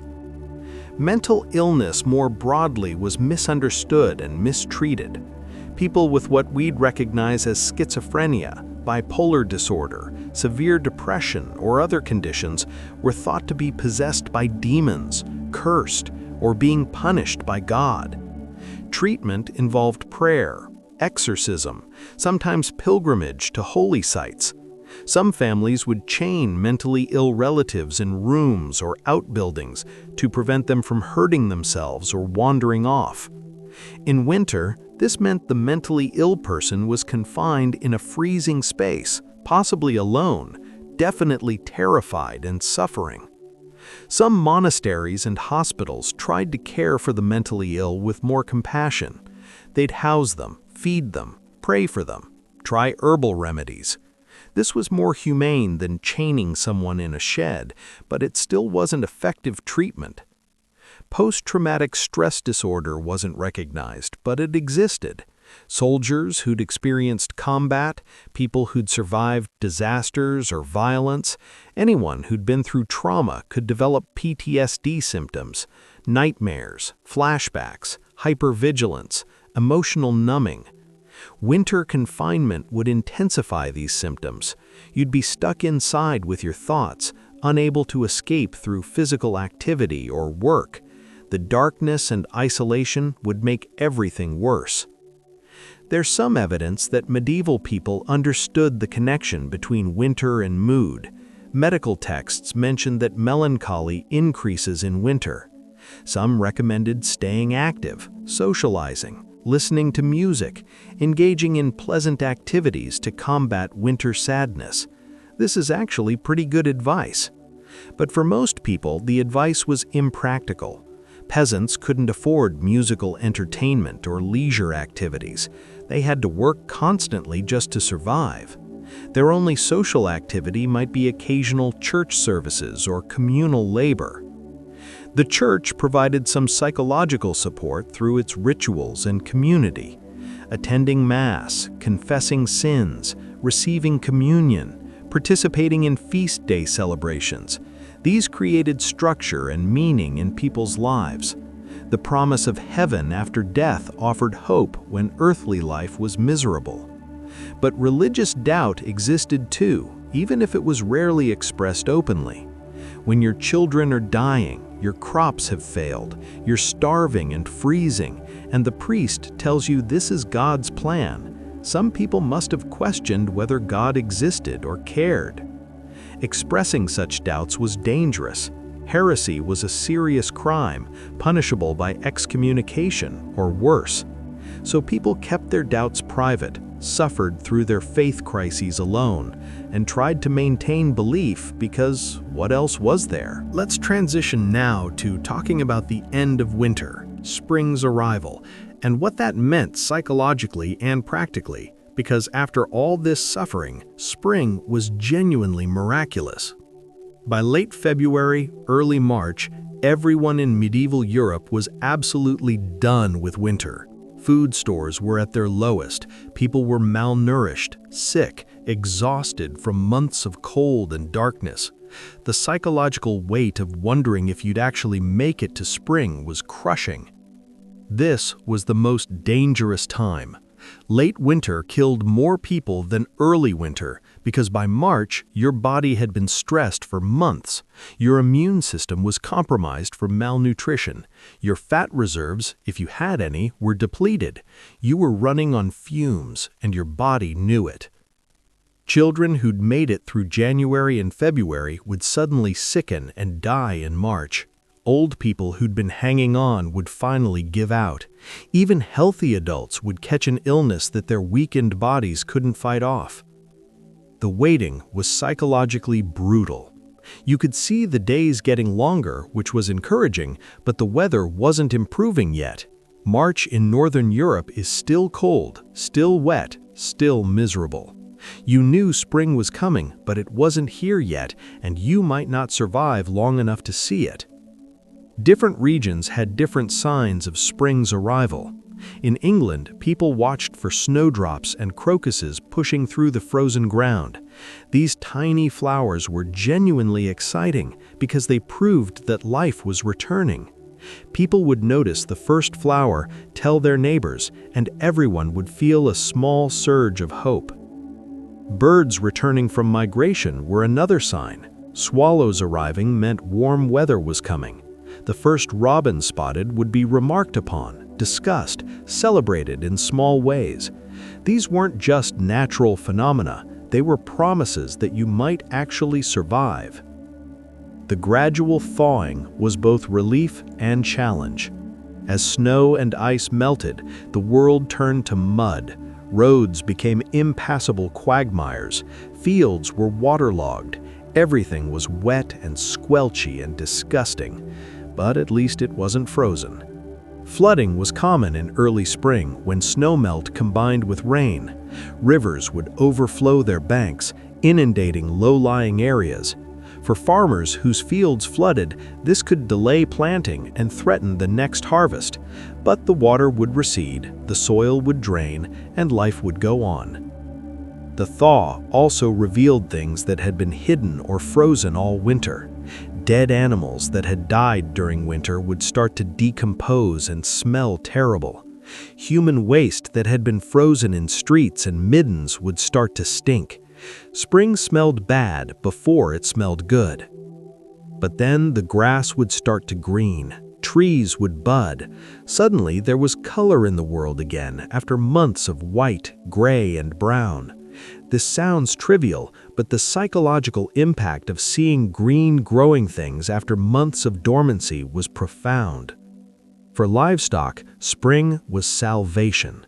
Animals that had been cooped up in barns all winter, eating dry fodder, slowly losing weight and health, could finally be let out to pasture. They'd eat fresh grass, regain strength, and start producing milk again at higher volumes. Cows, sheep, goats, all of them would have been giving milk in reduced quantities during winter because of poor nutrition. Spring grass meant more milk, which meant more dairy products, cheese, butter, cream, which meant more varied and nutritious food for humans. Chickens would start laying more eggs as the days lengthened. Winter egg production was low or non-existent. Spring brought eggs in abundance, which was genuinely celebrated. After months of no eggs, suddenly having eggs again was a legitimate luxury. For peasants, spring meant work, desperate, urgent, back-breaking work to get crops in the ground before it was too late. The plowing we mentioned earlier had to happen quickly. You had a window of time when the ground was thawed but not too wet, when you could actually work the soil. Miss that window and your planting would be delayed, reducing your harvest. Everyone in the family would work. Men plowing, women sowing seeds, children helping wherever they could, from dawn to dusk, every day, trying to get the fields ready. Your survival next winter depended on the work you did this spring, so you pushed through exhaustion, hunger, and the last lingering effects of winter illness. The first fresh foods of spring were almost spiritual experiences. Wild garlic, nettles, dandelion greens, these were foraged from fields and forests. They were bitter and not particularly delicious, but they were fresh and green and contained vitamins that people had been lacking for months. Scurvy was probably common in late winter, though it wasn't understood as vitamin C deficiency. People would have bleeding gums, loose teeth, weakness, bruising. Fresh greens in spring would reverse these symptoms within days, which must have seemed miraculous. Easter's timing in spring wasn't coincidental. The resurrection of Christ aligned symbolically with the resurrection of nature. The Church deliberately incorporated seasonal cycles into its liturgical calendar, making the religious and agricultural years parallel. Easter celebrations involved feasting on fresh foods, eggs, dairy, spring lamb if you could afford it. After Lent's restrictions, this was both religiously significant and practically joyful. You weren't just celebrating Christ's resurrection, you were celebrating your own survival through another winter. For nobles, spring meant resuming outdoor activities. Hunting became enjoyable again instead of a cold misery. Tournaments could be scheduled. Travel became feasible. Lords would leave their winter quarters and visit their various estates, checking on how their lands and tenants had fared. Noble women would start preparing for the social season, marriages, alliances, negotiations that had been put on hold during winter. If you had daughters to marry off, Spring and summer were when you'd host potential suitors, organize meetings, try to make advantageous matches. Spring cleaning was a real thing and served practical purposes. Castles and manor houses would be thoroughly cleaned. Rushes and straw that had been on the floors all winter, accumulating filth, would be swept out and burned. Fresh rushes or herbs would be laid down. Tapestries would be taken down, beaten to remove dust and smoke residue, and rehung. Windows that had been shuttered or covered all winter would be opened. Fresh air would flow through rooms that had been sealed and smoky for months. This alone must have felt incredible. Servants would scrub everything. Floors, walls, furniture, bedding would be changed and washed. The whole household would be aired out and refreshed. It was exhausting work but necessary because winter left everything disgusting. Peasant homes would undergo similar cleaning, though on a smaller scale. The thatch roof that had been leaking would be repaired, the floor would be dug out and fresh earth laid down, the fire pit would be cleaned. It wasn't glamorous, but it was renewal. Markets in spring became vibrant again. Merchants who'd been trapped in cities all winter could finally travel. Goods would start flowing. You could buy things that had been unavailable for months: spices, cloth, tools, seeds for planting. The arrival of merchant caravans was exciting. They brought news from other regions, stories of what had happened elsewhere during winter, updates on political situations. In a world without mass media, merchants were information carriers. Trade fairs would be scheduled for late spring and summer. These were major events where merchants from different regions would gather to buy and sell goods wholesale. Fairs brought economic activity, entertainment, and social interaction on a large scale. Religious pilgrimages would resume in spring. People who'd vowed to visit holy sites would set out on their journeys now that travel was safer. Pilgrims would walk hundreds of miles to Canterbury, Santiago de Compostela, Rome, Jerusalem, seeking spiritual merit, healing, or fulfillment of vows. Pilgrimage was both religious devotion and medieval tourism. You'd see new places, meet different people, experience the world beyond your village or town. For many people, a pilgrimage was the only time they'd ever travel far from home. The roads would be full of pilgrims, merchants, nobles traveling between estates, soldiers moving to join armies for summer campaigns, messengers carrying letters, beggars seeking charity in different towns. Spring brought movement and motion after winter's stagnation. Crime would increase too. Bandits who'd been holed up in winter would emerge and start robbing travelers. Spring and summer were prime seasons for highway robbery. Travelers would band together for safety, hire guards if they could afford it, and stay alert for danger. Armies would mobilize. Kings and lords who'd been planning campaigns all winter would now execute them. Soldiers would muster, supplies would be gathered, and armies would march to war. Medieval warfare was seasonal, and the season was starting. For soldiers, spring meant returning to the brutal, dangerous work of combat. Sieges, battles, skirmishes, raids. The campaigning season could last from spring through fall. Soldiers would spend months away from home, fighting, pillaging, trying to survive and maybe profit from war. The cycle would continue. Summer would bring its own challenges: heat, disease from poor sanitation, drought or storms affecting crops. Fall would bring harvest, hopefully successful, and preparations for the next winter. And then winter would come again, and the whole process would repeat. Sleeping arrangements in cold weather involved everyone piling together for warmth. We mentioned this before, but it's worth emphasizing. Families, servants, even animals would all share sleeping spaces because body heat from multiple bodies kept everyone warmer. This lack of privacy is foreign to modern sensibilities. We expect private bedrooms. Medieval people had no such expectation. You slept in a communal space, often in the same bed as multiple other people. Sex, illness, death, All of this happened in shared spaces with minimal privacy. Diet modifications for winter were attempted. People understood that different foods provided different benefits, even if they didn't understand nutrition in modern terms. Meat was considered warming food. Rich, fatty foods like pork, goose, and duck were associated with providing body heat. Medical texts recommended eating more meat in winter to maintain health. Spices were thought to be warming as well. Pepper, ginger, cinnamon. This might be why spiced wine and cider became traditional winter drinks. The spices made you feel warmer, possibly because they caused vasodilation and increased blood flow. Ale and beer were consumed year-round, but especially valued in winter.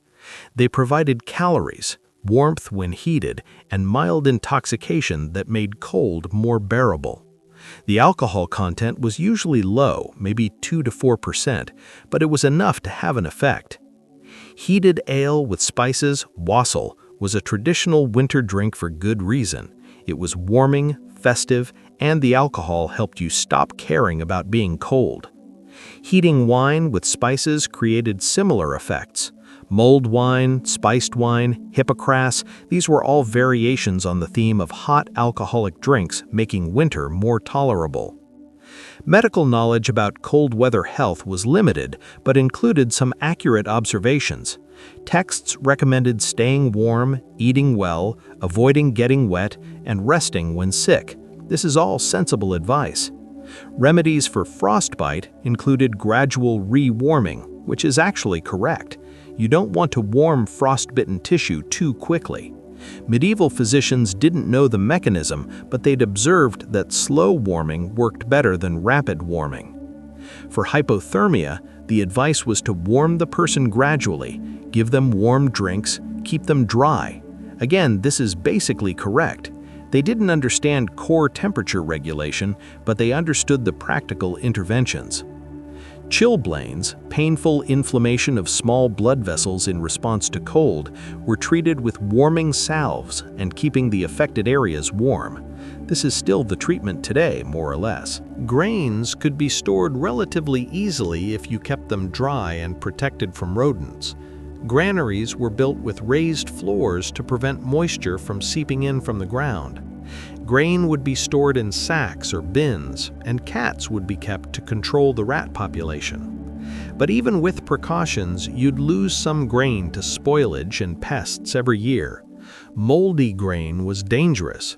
Ergot poisoning from moldy rye could cause hallucinations, convulsions, and death.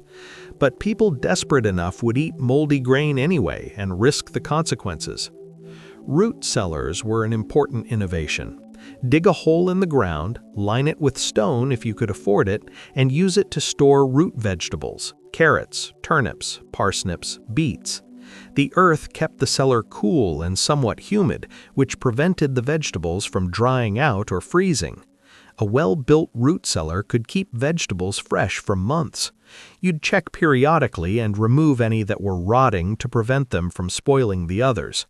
This was practical, effective, and didn't require expensive materials.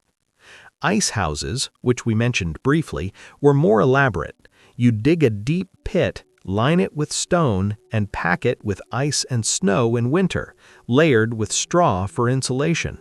If done correctly, the ice would last through summer, providing refrigeration. Only wealthy estates had ice houses because they required significant construction and labor. But they worked. You could keep meat, dairy, and other perishables cold using stored ice. This was a luxury, but it showed that medieval people understood insulation and temperature management. Clothing adaptations for winter were limited by technology, but showed creativity. Layering was the key strategy. You'd wear multiple layers of clothing, trapping air between them for insulation. The wealthy could afford furs, ermine, marten, fox, squirrel. Fur-lined cloaks and hoods provided real warmth. Fur was expensive but effective, and it was a visible status symbol. The quality and type of fur indicated your social rank. Poorer people used sheepskin or rabbit fur if they had access to it. A sheepskin vest worn over other clothing provided good insulation. Sheepskin with the wool still attached was particularly warm. Wool clothing was standard for everyone. Wool has natural insulating properties and retains warmth even when wet, which is important. The quality varied: fine wool for the rich, coarse wool for the poor, but even coarse wool was better than nothing. Felt was used for hats and sometimes shoes. Felt is made by compressing and matting wool fibers together. It's thick, insulating, and somewhat water-resistant. Felt hats kept your head warm and dry, which is important because you lose a lot of body heat through your head. Gloves and mittens existed but were not universal. Poor people often couldn't afford them and just had to work with cold hands. Rich people had leather gloves, sometimes fur-lined. Mittens were warmer than gloves because your fingers could share warmth. Foot coverings were critical but often inadequate. Leather boots were best but expensive. Wooden clogs were cheaper and kept your feet off the wet ground but provided no insulation. Cloth wrapped around the feet and legs was the poorest option and barely worked. Some people would stuff their shoes with straw or wool for insulation. This helped somewhat but made walking awkward. You'd have to replace the stuffing when it got wet or compressed. Housing improvements were attempted but limited by resources. The introduction of chimneys was a major advancement. Early medieval houses had open hearth fires with no chimney, just a hole in the roof. Smoke filled the house. By the later medieval period, chimneys became more common, at least in wealthy homes. A proper chimney drew smoke up and out, making the interior much more livable. This required stone construction and knowledge of how to build a draft, but it worked. Glass windows were gradually introduced in wealthy homes and churches. Glass provided light while keeping out wind and rain, which was a huge improvement over shuttered openings. But glass was expensive and fragile, so it remained a luxury for centuries. Poorer homes might use oiled cloth or parchment over window openings. This let in some light while blocking wind. It wasn't as effective as glass, but was better than nothing. Floor coverings evolved. Rushes and straw were standard, but wealthier homes started using woven reed mats or even imported carpets. These provided some insulation from cold stone floors. Tapestries on walls served double purposes: decoration and insulation. A thick tapestry would block drafts from stone walls and trap some heat in the room. Noble homes would have multiple tapestries covering walls, and servants would change them seasonally, using the thickest ones in winter. Heated beds were attempted in various ways. Warming pans, metal pans filled with hot coals, could be run between the sheets before bed to warm them. This was a luxury but genuinely helpful. You'd warm the bed, remove the pan, and enjoy warm sheets for a few hours before they cooled off again. Some very wealthy people experimented with heated floors, inspired by Roman hypocausts. Hot air from fires would be circulated under floors through channels. This was expensive, complex, and required constant maintenance, so it never became widespread. Brass or copper bed warmers filled with hot coals or stones could be kept in beds to provide warmth through the night. You'd wrap them in cloth to prevent burns and place them near your feet. They'd stay warm for hours. Preventative measures included building up body strength and health before winter. Eating well in summer and fall to gain weight meant you had fat reserves for winter. This was understood and practiced by those who could afford it. Spiritual and psychological preparations for winter were also part of the strategy. People would pray, attend church services, seek blessings for their homes and families. This provided psychological comfort, even if it didn't materially change their situation. Community support systems existed in some form. Villages might have common stores of grain for emergencies. Wealthier members might provide charity to poorer members. Monasteries would distribute alms. It wasn't systematic or adequate, but it was something. Guilds in cities would sometimes help members who fell on hard times. If a guild member died in winter, leaving a widow and children, the guild might provide support to keep the family from starving. This was enlightened self-interest, keeping members loyal and ensuring skilled labor wasn't lost. But ultimately, medieval solutions to winter's challenges were limited by technology, resources, and knowledge. You could mitigate some suffering, but you couldn't eliminate it. Winter remained dangerous, and survival remained uncertain. The fundamental inequality of the medieval world meant that solutions accessible to the rich were denied to the poor. Kings could be warm and well-fed while peasants froze and starved, and this was accepted as natural and God-ordained. Let's talk now about how this inequality played out in specific documented cases, looking at particular kings and peasants from historical records to make this concrete. Historical records give us glimpses of real individuals experiencing medieval winter, and their stories make the general patterns more vivid. Let's start with a king, King John of England, reigning from 1199 to 1616. John is famous for being terrible.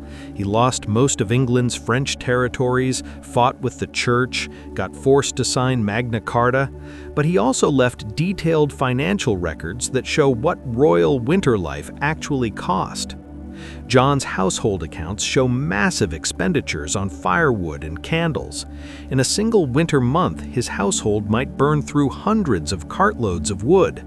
Each fireplace in his castles required constant feeding, and there were many fireplaces. The accounts list purchases of wine, ale, spices, preserved meats, grain, and luxury foods. Even in winter, John's table was laden with variety: venison, beef, pork, game birds, fish on fast days, white bread, imported spices. His diet was abundant year-round. Medieval life was cyclical in a way modern life isn't. The seasons dictated everything. You couldn't escape them or control them. You just had to endure, adapt, and hope you'd survive to see another spring. Let's talk now about some specific adaptations and innovations that medieval people developed to make winter slightly more survivable, because they weren't just passive victims of the cold. They tried things. Medieval people weren't stupid. They understood that winter was killing them, and they tried to develop solutions. Some of these worked marginally, many didn't, but the attempts are interesting. Food preservation was one area where medieval people showed real ingenuity. We've mentioned salting meat, but let's go deeper into the techniques. Salting worked by drawing moisture out of meat and creating an environment where bacteria couldn't survive. You'd pack meat in salt, sometimes dry salt, sometimes brine, and store it in barrels or crocks. The meat would last months or even years if done properly. But salt was expensive. It was produced by evaporating seawater or mining salt deposits, both labor-intensive processes. Good quality salt was a valuable commodity, and there were salt taxes in some regions, so salting meat was a significant expense. Smoking meat was another preservation method. You'd hang meat in a smokehouse, a small building or room with a fire that produced lots of smoke but not much heat, and the smoke would coat the meat, creating a barrier against bacteria and insects. Smoked meat tasted better than salted meat, which is why smoked fish and ham have remained popular to today. But smoking required time and the right kind of wood, hardwoods like oak or hickory, and you needed a dedicated space for it. Drying meat and fish was simpler. Hang thin strips of meat in a dry, airy place, let them dehydrate. Dried meat would last indefinitely if kept dry. The problem was it was tough and not very palatable. You'd rehydrate it by soaking in water, but even then it was chewy and bland. Pickled vegetables were a way to preserve the fall harvest. Cabbage could be fermented into sauerkraut, which is actually nutritious and contains vitamins. Cucumbers could be pickled in vinegar or brine. Other vegetables could be similarly preserved. The pickling process was understood empirically, but not scientifically. People knew that certain methods worked, but didn't know why. The fermentation process that creates sauerkraut involves beneficial bacteria, and the resulting product has probiotics, but medieval people just knew that fermented cabbage lasted through winter and didn't make you sick. Cheese was a major food preservation innovation. Milk spoils quickly, but if you make it into cheese, it lasts. Different types of cheese have different preservation qualities. Hard cheeses like Parmesan can last for years. Soft cheeses last weeks or months. Cheese making was an art. You needed rennet, an enzyme from animal stomachs, to curdle the milk. You needed the right temperature, the right timing, and the knowledge of when the cheese was ready. This knowledge was passed down through generations. Monasteries became centers of cheese-making expertise. Monks had time and resources to experiment and refine techniques. Many famous cheeses originated in monasteries: Limburger, Münster, others. The monks would make cheese from their dairy herds and sell it, providing income for the monastery. John traveled constantly, even in winter, moving between castles and hunting lodges. His baggage train would carry everything needed to maintain royal comfort: furniture, bedding, clothing, kitchen equipment, wine and food, even portable chapels for religious services. When John stayed at a castle, the local officials would scramble to prepare for his arrival. They'd stockpile firewood, provision the kitchens, arrange for fresh rushes on floors, ensure everything was ready. The king's arrival was expensive for the hosting location, but refusing or failing to accommodate him properly could mean punishment. John's clothing expenses were enormous. Records show purchases of fine cloth, furs, jeweled accessories. He'd have multiple outfits for different occasions: hunting, dining, court ceremonies. Each outfit would be elaborate and expensive, designed to display royal majesty. Despite all this wealth and comfort, John still experienced winter's challenges in ways we can see in the records. He suffered from illness multiple times, probably dysentery or similar diseases. Royal physicians attended him, but medieval medicine couldn't cure everything. John died in October 1216, possibly from dysentery exacerbated by excessive eating and drinking. Even kings with unlimited resources couldn't escape the health consequences of medieval life. Now, contrast this with someone at the opposite end of the spectrum, a peasant woman from the manorial court records of Wakefield, England, in the early 13th century. Her name was Alice, wife of Robert. We know about her because she was accused of stealing firewood from the Lord's forest in winter 1315, during the Great Famine. The court record is brief. Alice took dead branches from the forest without permission, was caught, brought before the manor court, fined 6 pence. This was probably more money than Alice had, so she might have paid in labor or goods, or her family might have gone into debt to pay the fine. This one record tells us volumes. Alice was desperate enough for firewood that she risked stealing it, knowing she could be punished. Dead branches, not living trees, just branches that had fallen, were still considered the Lord's property. Alice couldn't afford to buy wood or didn't have access to legal sources.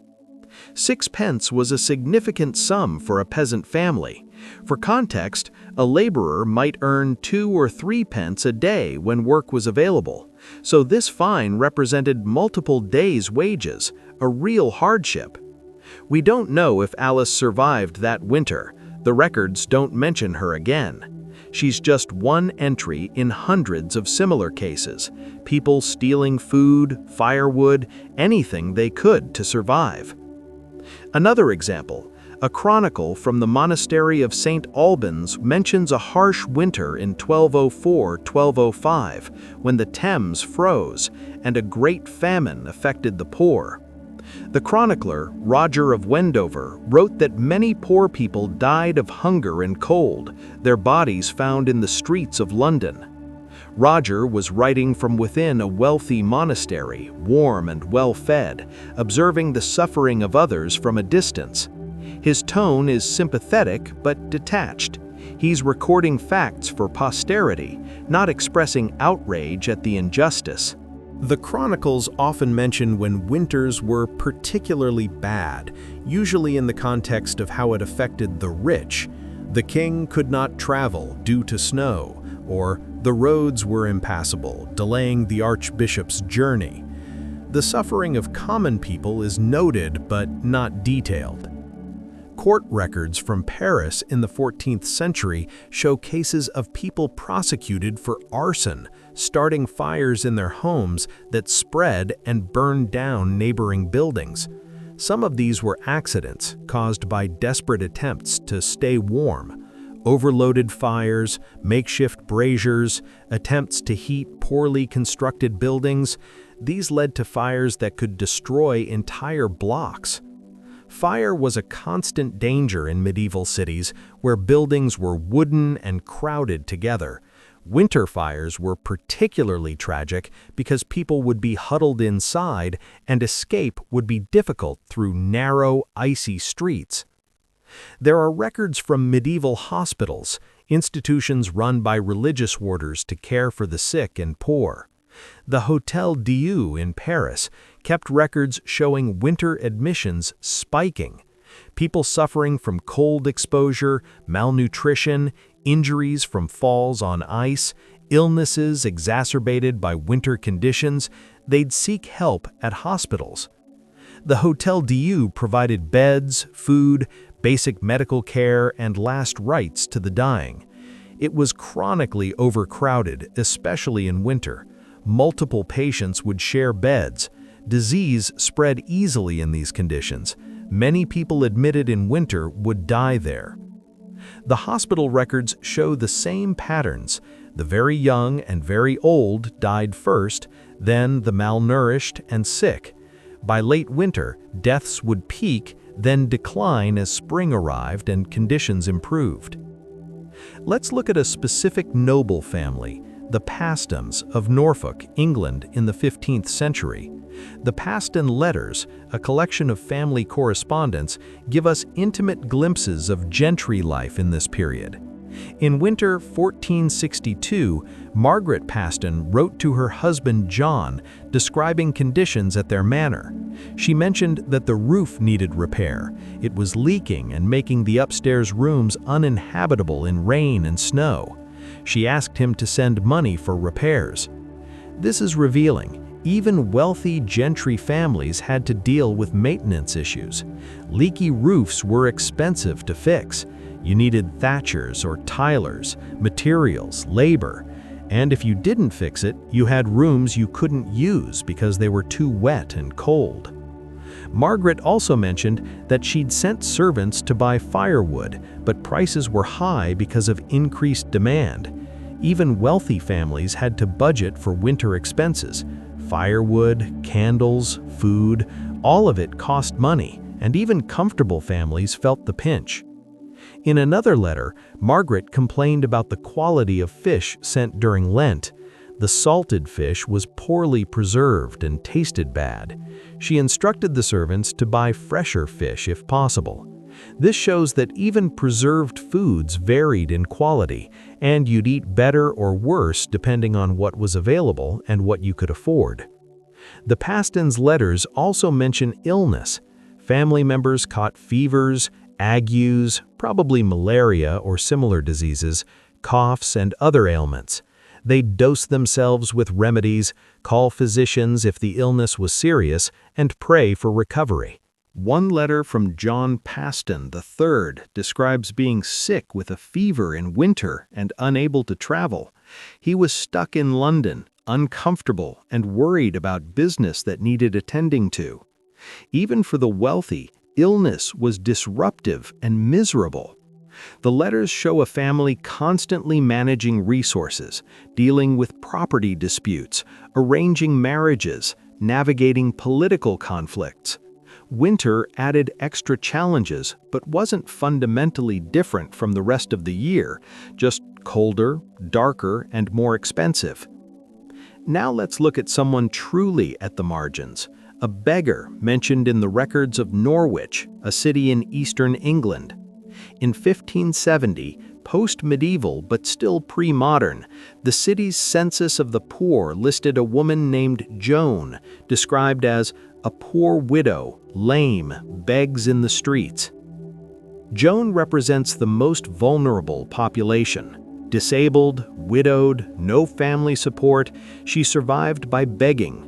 In winter, this meant standing or sitting in the cold, asking passers-by for charity, hoping for a few coins or scraps of food. Where did Joan sleep? The records don't say. Possibly in a church doorway, or a barn if she could find one, or just in the streets. Exposure would kill her eventually, and it's unlikely she survived many winters like this. Cities had populations of beggars, vagrants, and homeless people.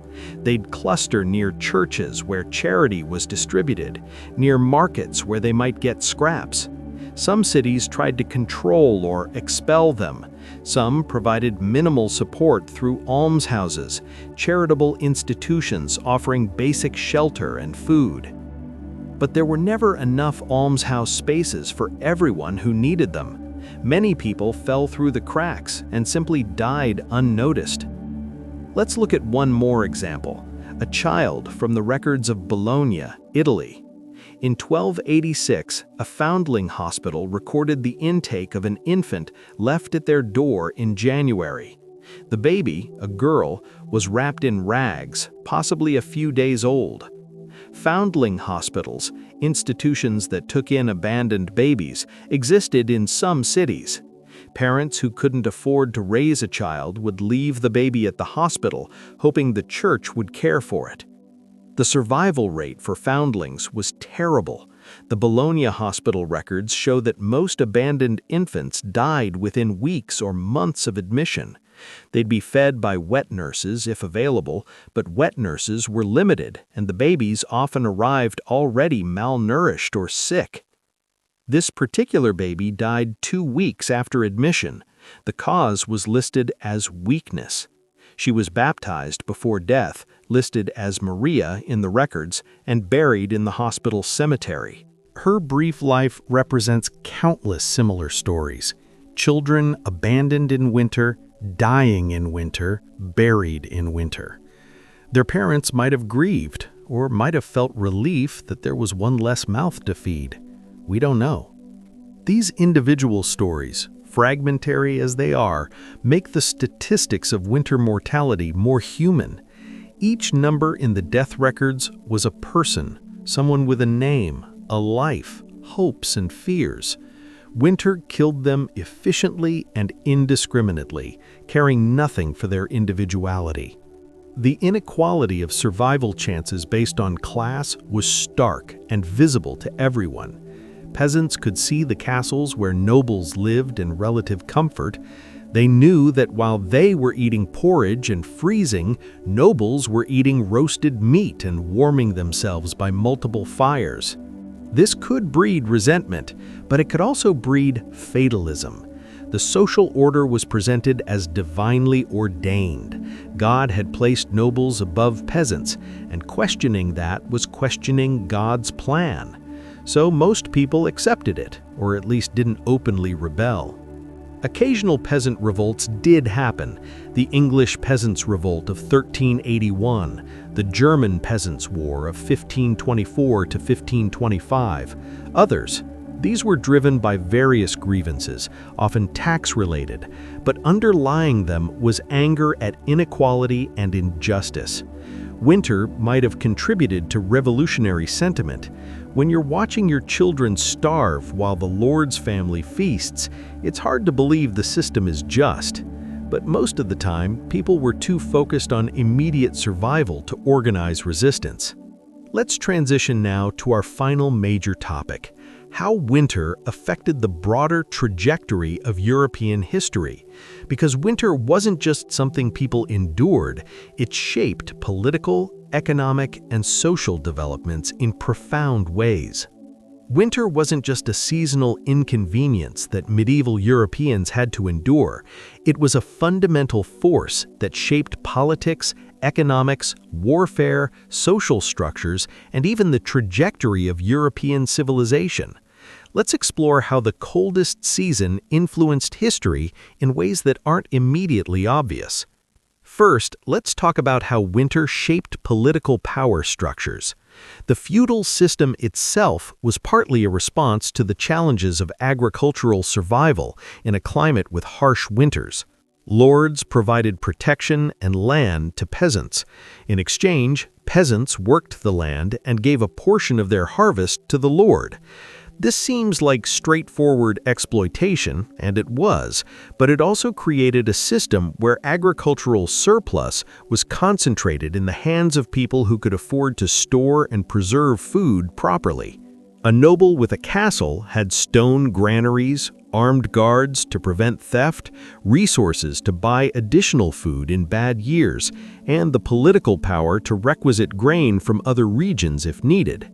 A peasant had none of these advantages.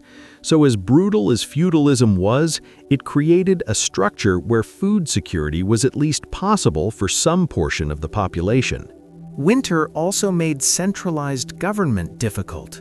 Kings theoretically ruled entire kingdoms, but their actual power to govern was limited by the season.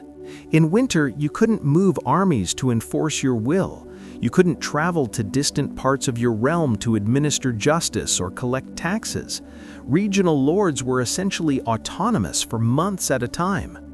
This contributed to the fragmentation of political authority that characterized medieval Europe. Real power was local and seasonal. A king might issue commands, but if winter prevented those commands from being enforced, they were meaningless. The development of royal bureaucracies and administrative systems was partly about creating governance structures that could function year-round. Written records, professional administrators, legal codes, these allowed governance to continue even when the king couldn't personally intervene. But these systems developed slowly, and for most of the medieval period, winter created a de facto decentralization of power. This had lasting effects on European political culture, contributing to traditions of local autonomy and resistance to centralized authority. Let's talk about how winter affected military campaigns and warfare, because this shaped the political map of Europe. Medieval warfare was seasonal.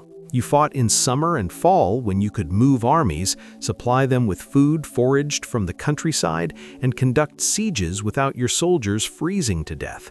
Winter was for planning next year's campaigns, not conducting them. This meant that wars lasted years or even decades because you could only fight for part of each year. The 100 Years' War between England and France actually lasted 116 years, from 1337 to 1453. Part of why it lasted so long was that fighting paused every winter. Strategic planning had to account for winter. If you were besieging a castle, you needed to either capture it before winter or provision your army to survive months in winter camp. Most commanders chose to withdraw rather than winter in the field. There were exceptions.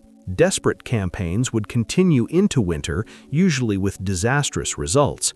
Soldiers would desert, freeze, starve, horses would die, equipment would break in the cold.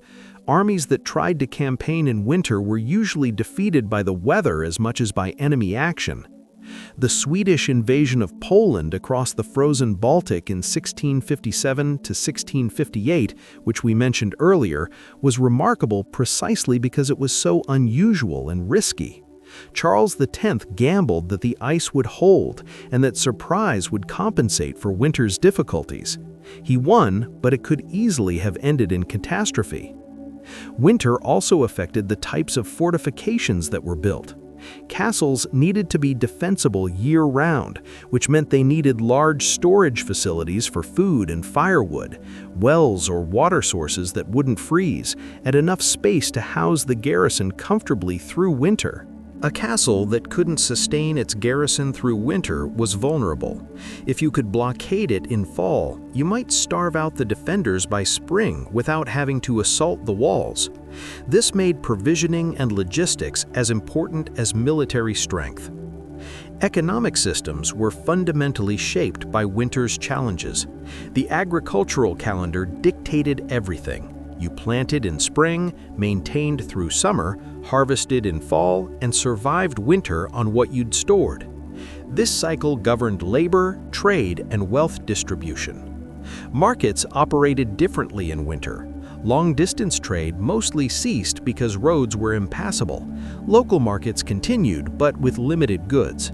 Prices fluctuated seasonally, cheap in fall when harvest was fresh, expensive in late winter when stores were depleted. Merchants who understood these patterns could profit by buying grain cheap in fall, storing it, and selling it expensive in winter. This required capital to buy the grain, storage facilities to keep it, and the willingness to gamble that prices would rise enough to make it profitable. This kind of speculation was controversial. The church condemned price gouging and excessive profit-seeking as avarice, a sin. But merchants did it anyway because the profit potential was enormous. Food riots would sometimes erupt in winter when prices got too high and the poor couldn't afford bread. These riots could destabilize cities and regions. Governments would try to control grain prices, ban exports, or requisition grain to prevent unrest. These early attempts at economic regulation were driven largely by fear of winter scarcity and the social disruption it caused. Free markets weren't trusted because unregulated food prices could literally cause starvation and rebellion. Winter affected population growth and demographic patterns. High winter mortality, especially of children, kept population growth slow for most of the medieval period. Europe's population would grow in good years, then get knocked back by famine or disease, oscillating without sustained increase. The Black Death in the 14th century killed about a third of Europe's population, but it's worth noting that the population had already been weakened by the Great Famine of 1315 through 1322. That famine was triggered by bad weather, including brutal winters, which created the malnutrition that made the population vulnerable to plague. So you could argue that winter contributed to the plague's deadliness. The population had been stressed by years of bad harvests and harsh winters. Their immune systems were compromised, and when the plague arrived, they had no resilience to fight it. After the Black Death, labor became valuable because there weren't enough workers. This gave surviving peasants some bargaining power.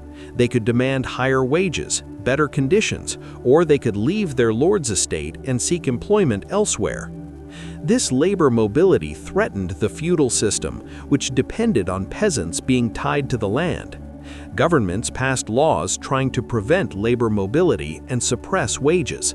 The English Statute of Labourers in 1351 tried to freeze wages at pre-plague levels and restrict peasant movement. These laws were unpopular and difficult to enforce. Peasants ignored them when they could. The long-term effect was gradual erosion of feudal bonds and the development of wage labor and more mobile populations. Winter's role in this was indirect but real. The climate stresses that contributed to famine and plague also contributed to the social changes that eventually led to the end of feudalism. Let's talk about how winter influenced cultural and religious practices. Christianity in Europe absorbed and adapted to seasonal realities, creating a religious calendar that aligned with agricultural and winter survival needs. Christmas was placed in late December, around the winter solstice, timing that was almost certainly chosen to overlap with existing pagan winter festivals. Roman Saturnalia, Germanic Yule, various solstice celebrations. Christianity incorporated these by reframing them as celebrations of Christ's birth. This wasn't accidental. Missionaries and church leaders understood that people needed winter festivals. Midwinter was psychologically brutal, and celebrations provided hope and community cohesion. Rather than fight these traditions, the church absorbed them. The result was a Christianized winter celebration that served both religious and social functions. Christmas provided a break from winter's misery, a time of feasting and joy, all justified and sanctified by religious significance. Lent's timing in late winter served multiple purposes. Religiously, it was about preparing for Easter through fasting and penance. Practically, it aligned with late winter when food was scarce anyway.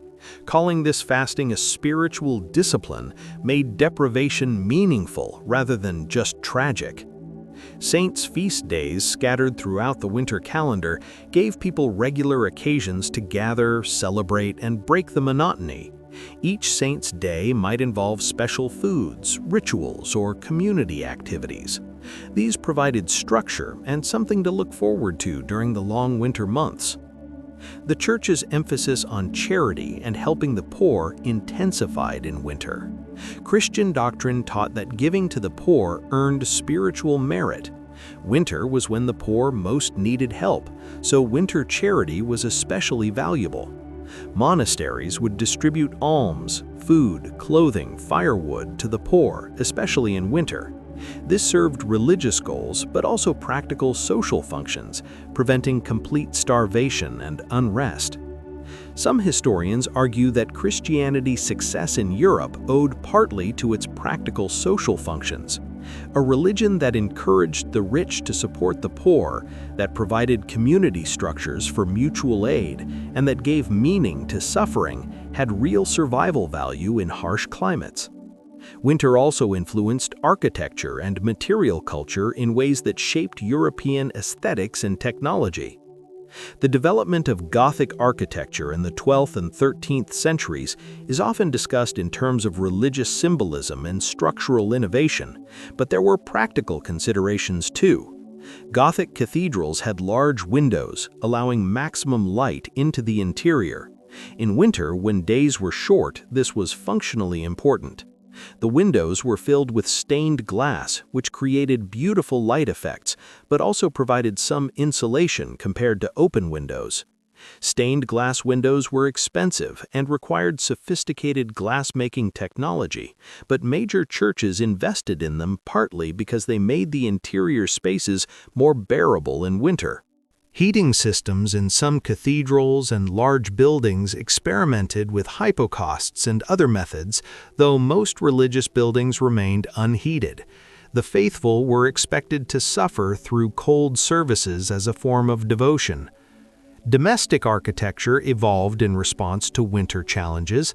The gradual spread of chimneys, glass windows, and more sophisticated building techniques made houses incrementally more livable. These changes happened slowly over centuries, driven by the desire to not freeze to death. Textile production advanced partly in response to demand for warm clothing. The wool industry became economically crucial in England and Flanders. Sheep farming, wool processing, cloth production, this entire industry existed largely to provide warm clothing for cold climates. The quality of English wool became famous throughout Europe. It was exported to Flanders and Italy, where it was woven into fine cloth. This trade enriched England and funded royal ambitions. So you could argue that winter's demand for warm clothing shaped England's economy and its political development. Similarly, the fur trade drove exploration and expansion. The demand for luxury furs by the wealthy created markets for trappers and traders. This drove expansion into Scandinavia, Russia, and eventually North America as European traders sought new sources of furs. Winter's influence on European expansion is an interesting topic. The desire to escape winter, or at least to secure warm weather resources, motivated some exploration and colonization efforts. Spices from Asia were valuable partly because they were used to preserve and flavor winter food. The spice trade drove Portuguese and Spanish exploration in the 15th and 16th centuries. Finding sea routes to Asia that bypassed Ottoman-controlled land routes was economically motivated largely by demand for spices. So, European colonialism and the age of exploration have winter in their causal chain. The seasonal scarcity and dependence on preserved food created demand for spices, which drove exploration, which led to colonization and the dramatic reshaping of global power structures. This is obviously simplified. Many factors contributed to European expansion, but winter's role shouldn't be ignored. Climate shaped demand, demand shaped trade, trade shaped exploration, exploration shaped history.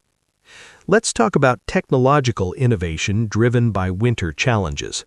Humans are inventive when facing existential threats, and winter was definitely that.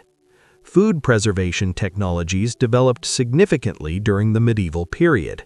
Better salting techniques, the refinement of cheese making, improvements in drying and smoking, all of this happened because people needed to make fall harvests last through winter. Brewing technology advanced too. Beer and ale production became more sophisticated, with better control of fermentation, understanding of ingredient ratios, and storage methods. This was economically important because brewing was a major industry. Agricultural innovations were partly driven by the need to maximize harvests to prepare for winter. The three-field crop rotation system, which became standard in medieval Europe, increased productivity by leaving only 1/3 of land fallow instead of 1/2. This system meant more food, which meant better winter survival, which meant population growth, which meant more labor, which allowed further agricultural expansion. It's a positive feedback loop initiated partly by the pressure to survive winter. The heavy plow, which could break up the dense clay soils of northern Europe, was crucial for agricultural productivity in regions with harsh winters. This technology, combined with horse collars that allowed horses to pull plows efficiently, transformed agriculture. These innovations happened gradually over centuries, but they were responses to environmental challenges, including winter's demands. Mechanical innovations like water mills and windmills increased food processing efficiency. Grinding grain by hand is labor-intensive. Mills automated this, freeing human labor for other tasks and increasing the amount of grain that could be processed and stored for winter. The development of reliable clocks and timekeeping in the late medieval period was partly driven by the need to structure activities during winter's short daylight hours. Monastic communities needed to time their prayers. Urban workers needed to coordinate their labor. Clocks provided that coordination. This might seem like a stretch, connecting winter to clock development, but the seasonal variation in day length created practical problems that timekeeping devices helped solve. Medical knowledge advanced partly in response to winter illnesses. Physicians studied respiratory diseases, malnutrition, cold exposure injuries. They developed treatments that mostly didn't work, but the observation and documentation of winter health problems contributed to the gradual accumulation of medical knowledge. Let's shift to discussing how winter influenced social relationships and family structures. The nuclear family wasn't the dominant household structure in medieval Europe. Extended families living together, multi-generational households, and even unrelated individuals sharing housing were common. Winter encouraged this because larger households were more economically efficient. More people meant more labor to gather firewood, prepare food, and maintain the home. More people also meant more body heat in crowded sleeping arrangements. The practical advantages of large households were especially clear in winter. Marriage patterns were influenced by harvest and winter cycles. Marriages often happened in late fall after harvest, when there was food for a wedding feast and before winter made travel difficult. This timing was practical. You got married when you could afford it and when guests could attend. Spring marriages were less common because that was planting season and everyone was too busy. Summer marriages happened, but peak season was fall. The age of marriage was influenced partly by economics tied to seasonal survival. People married when they could afford to establish an independent household.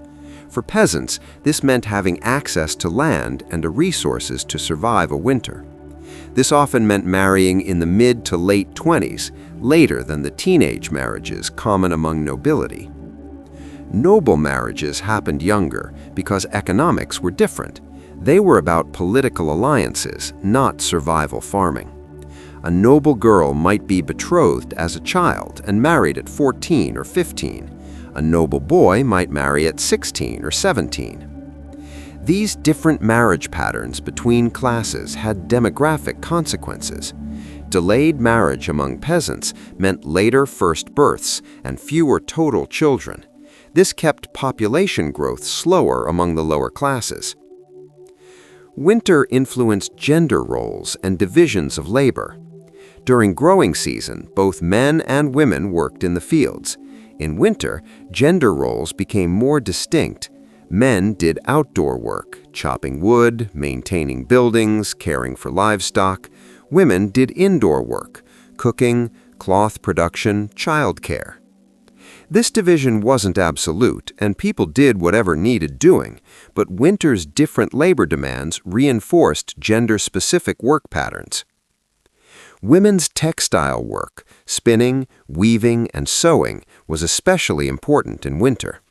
This work produced clothing and fabric that could be sold or traded, providing income when agricultural work was impossible. Women's labor kept households economically viable through winter. The phrase spinster originally meant a woman who spun thread, and it became a term for unmarried women because spinning was work that unmarried women often did to support themselves. This linguistic evolution reflects the economic reality of women's winter labor. Childhood experiences were shaped by winter in ways that influenced adult development. Children who survived multiple harsh winters developed resilience, work ethic, and an understanding of delayed gratification. You worked hard in summer because winter was coming, and this lesson was learned young. This created a cultural mentality of thrift, planning, and hard work that characterized Northern European cultures. The Protestant work ethic that Max Weber wrote about arguably has roots in climate-driven seasonal imperatives. This is speculative, but it's worth considering how centuries of winter survival pressure might shape cultural values and personality traits at population levels. Winter also influenced community bonds and social cohesion. Communities that cooperated, sharing resources, helping neighbors, working together, survived better than communities that didn't. Winter created pressure toward pro-social behavior because survival often depended on mutual aid. Harvest festivals, barn raisings, communal labor. These traditions existed partly because cooperation was necessary. In winter, you might depend on your neighbor for firewood or food. You maintained relationships because you might need them. This created strong community ties, but also conformity pressure. If you deviated too much from social norms, you might find yourself excluded from community support networks, which in winter could be fatal. Now, let's wind this down by talking about the Little Ice Age and how it influenced the end of the medieval period and the transition to the early modern era. The Little Ice Age, roughly from the 14th to the mid-19th century, was a period of cooler average temperatures across the northern hemisphere.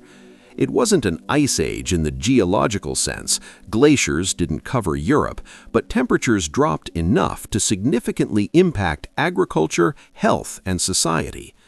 The coldest periods were in the 17th century, but the Little Ice Age began affecting Europe in the late medieval period.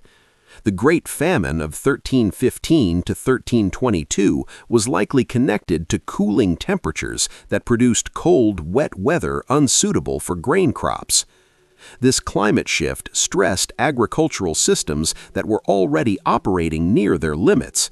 Medieval farming techniques could sustain the population in good weather, but when weather worsened, the system collapsed. The social upheaval that followed the Great Famine contributed to the breakdown of medieval social structures.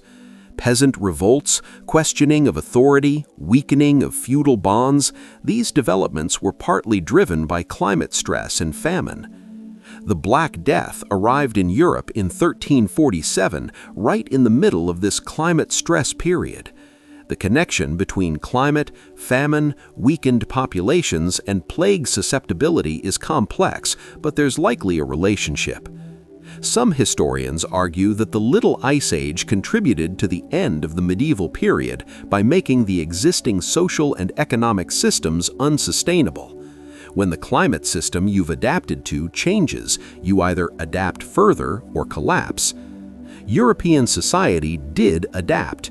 Agricultural innovations, better food preservation, improved architecture, more sophisticated trade networks, these developed partly in response to harsher climate conditions.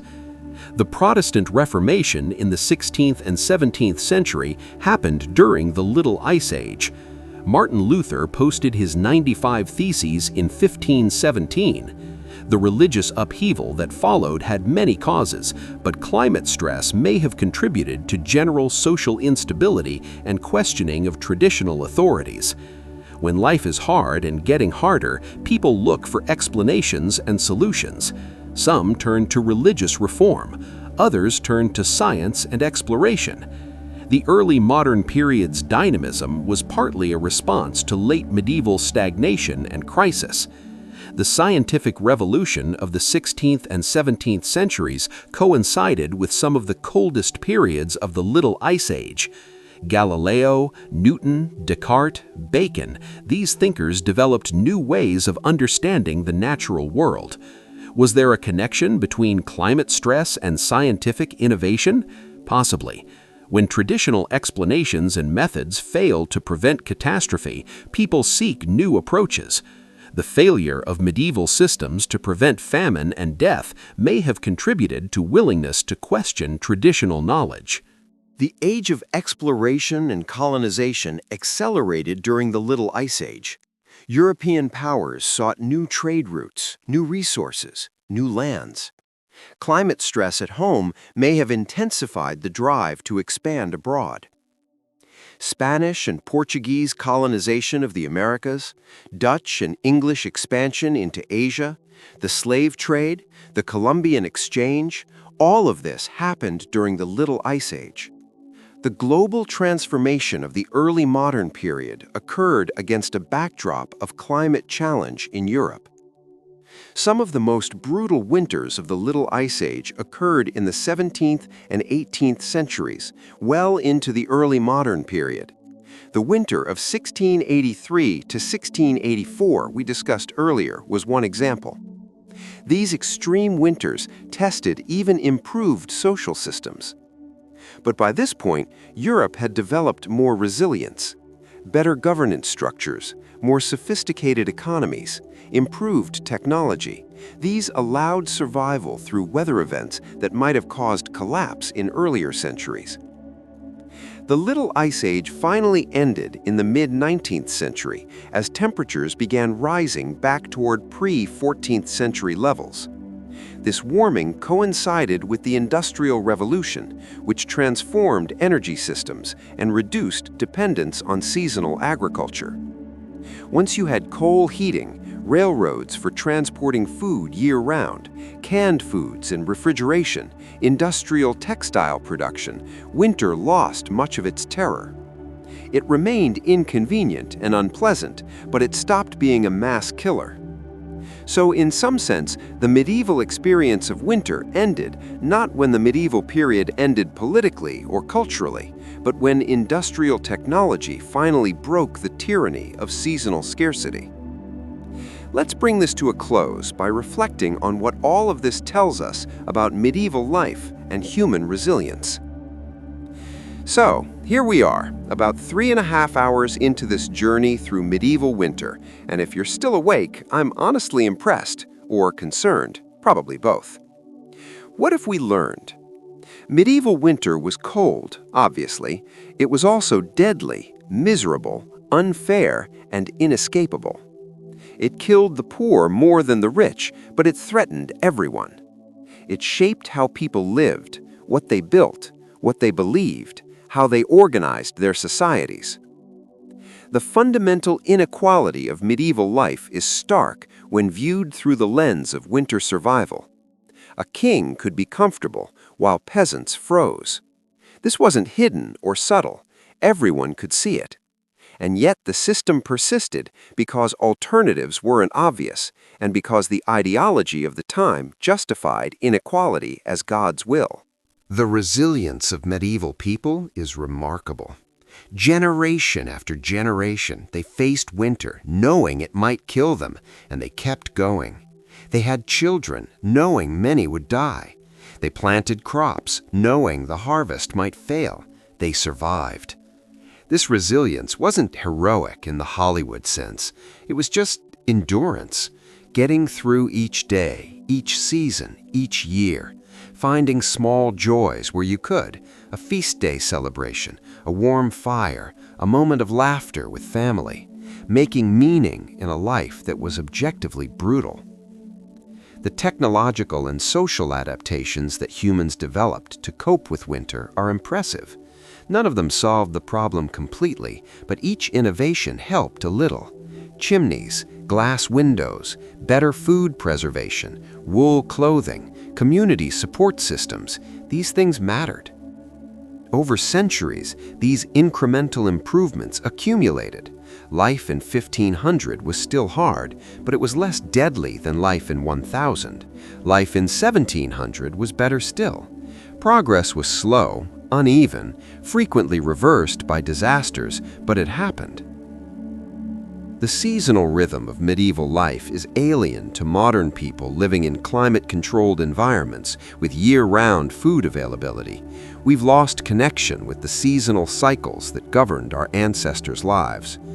There's something to be said for seasonal awareness and connection to natural cycles, but there's also something to be said for not dying of cold and hunger every winter. Modernity has trade-offs, but on balance, I think we're better off. The stories of individual people experiencing medieval winter, Alice stealing firewood, the foundling Maria dying in the hospital, John Paston complaining about bad fish, nameless peasants found frozen in streets. These remind us that historical statistics were lived experiences. Each of those deaths, each of those struggles was a complete human life, someone's parent, child, spouse, friend. Their suffering was real and particular, not abstract. Historical distance can make it easy to view medieval suffering as somehow less real than modern suffering. But pain is pain, cold is cold, hunger is hunger. The people who experienced it were fully human, with the same capacity for suffering and joy that we have. Understanding how much humans have endured and survived can be either inspiring or depressing, depending on your mood. Tonight, in this sleep-inducing format, let's go with quietly contemplative. Medieval winter shows us both human vulnerability and human adaptability. We're fragile creatures who can die from exposure in a few hours. We're also creative problem solvers who figured out how to survive in harsh climates using primitive technology. The fact that humans successfully colonized Northern Europe, surviving winter after winter with medieval technology, is actually impressive. Many animal species can't survive those conditions. Humans did, through intelligence, cooperation, and sheer stubborn persistence. The question of what we owe to our ancestors who endured these conditions is worth pondering. They survived so that we could exist. Every person alive today is descended from people who made it through countless winters without modern amenities. That's either a sobering reminder of how easy we have it, or depressing evidence of how much needless suffering humans have experienced throughout history, or both. The lessons of medieval winter for our time are debatable. Some might argue it shows the importance of preparation, community bonds, and resilience. Others might argue it shows the moral imperative of reducing suffering through technology and social support systems. Probably it shows both. We should be prepared and resilient, and we should use our resources to prevent needless suffering when we can. The role of climate in shaping history is getting more attention now as we face our own climate challenges. The Little Ice Age wasn't caused by humans, but it had massive effects on society. Our current climate change is human-caused and will have even larger effects. Understanding how past societies dealt with climate stress, both their adaptations and their failures, might provide some insights for our present and future challenges.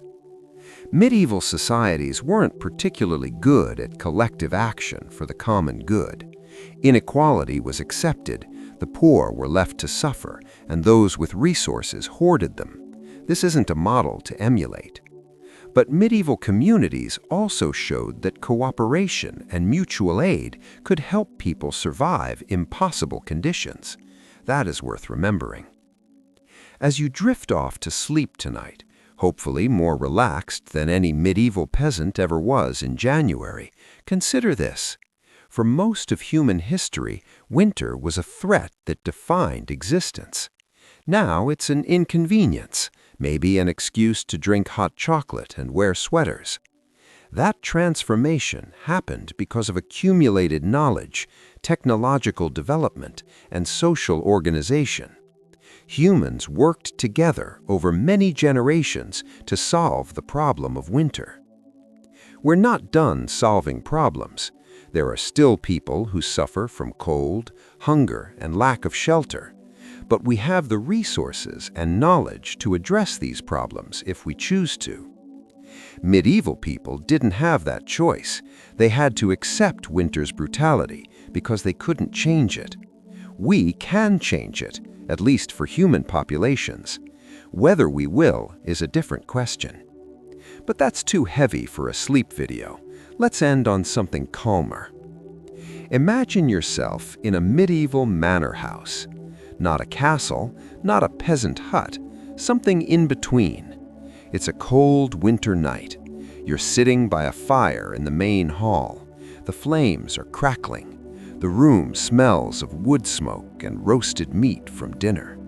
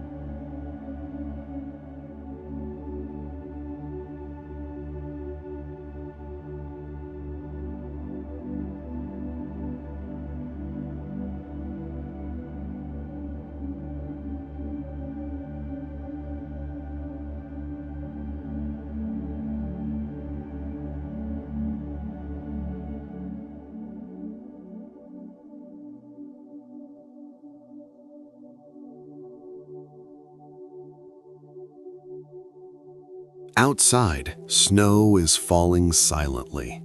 Inside, you're warm enough, wrapped in wool and fur. Your family is around you, some sleeping already, others talking quietly. There's a sense of safety here, of being protected from the winter night. You know that tomorrow will bring work, wood to chop, animals to tend, meals to prepare. But right now, in this moment, you're fed and warm and alive. That's enough. The fire is burning low, Someone will need to add wood soon to keep it going through the night, but not yet. For now, you can just sit and feel the warmth and let your eyes close. Winter is long, but spring will come. It always does. The snow will melt, the sun will warm the earth, green things will grow again. Life will continue. And until then, you endure. You rest when you can.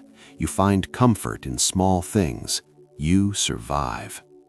That's the medieval winter experience, really. Endurance punctuated by small moments of warmth and rest. So rest now. You've earned it. You don't have to chop firewood tomorrow. You don't have to worry about food stores running out. You're safe and warm in the 21st century, where winter can't kill you. Sleep well. Dream of spring, if you dream at all. And remember, for all its challenges, you've survived every winter you've experienced so far. That's a pretty good track record. Good night.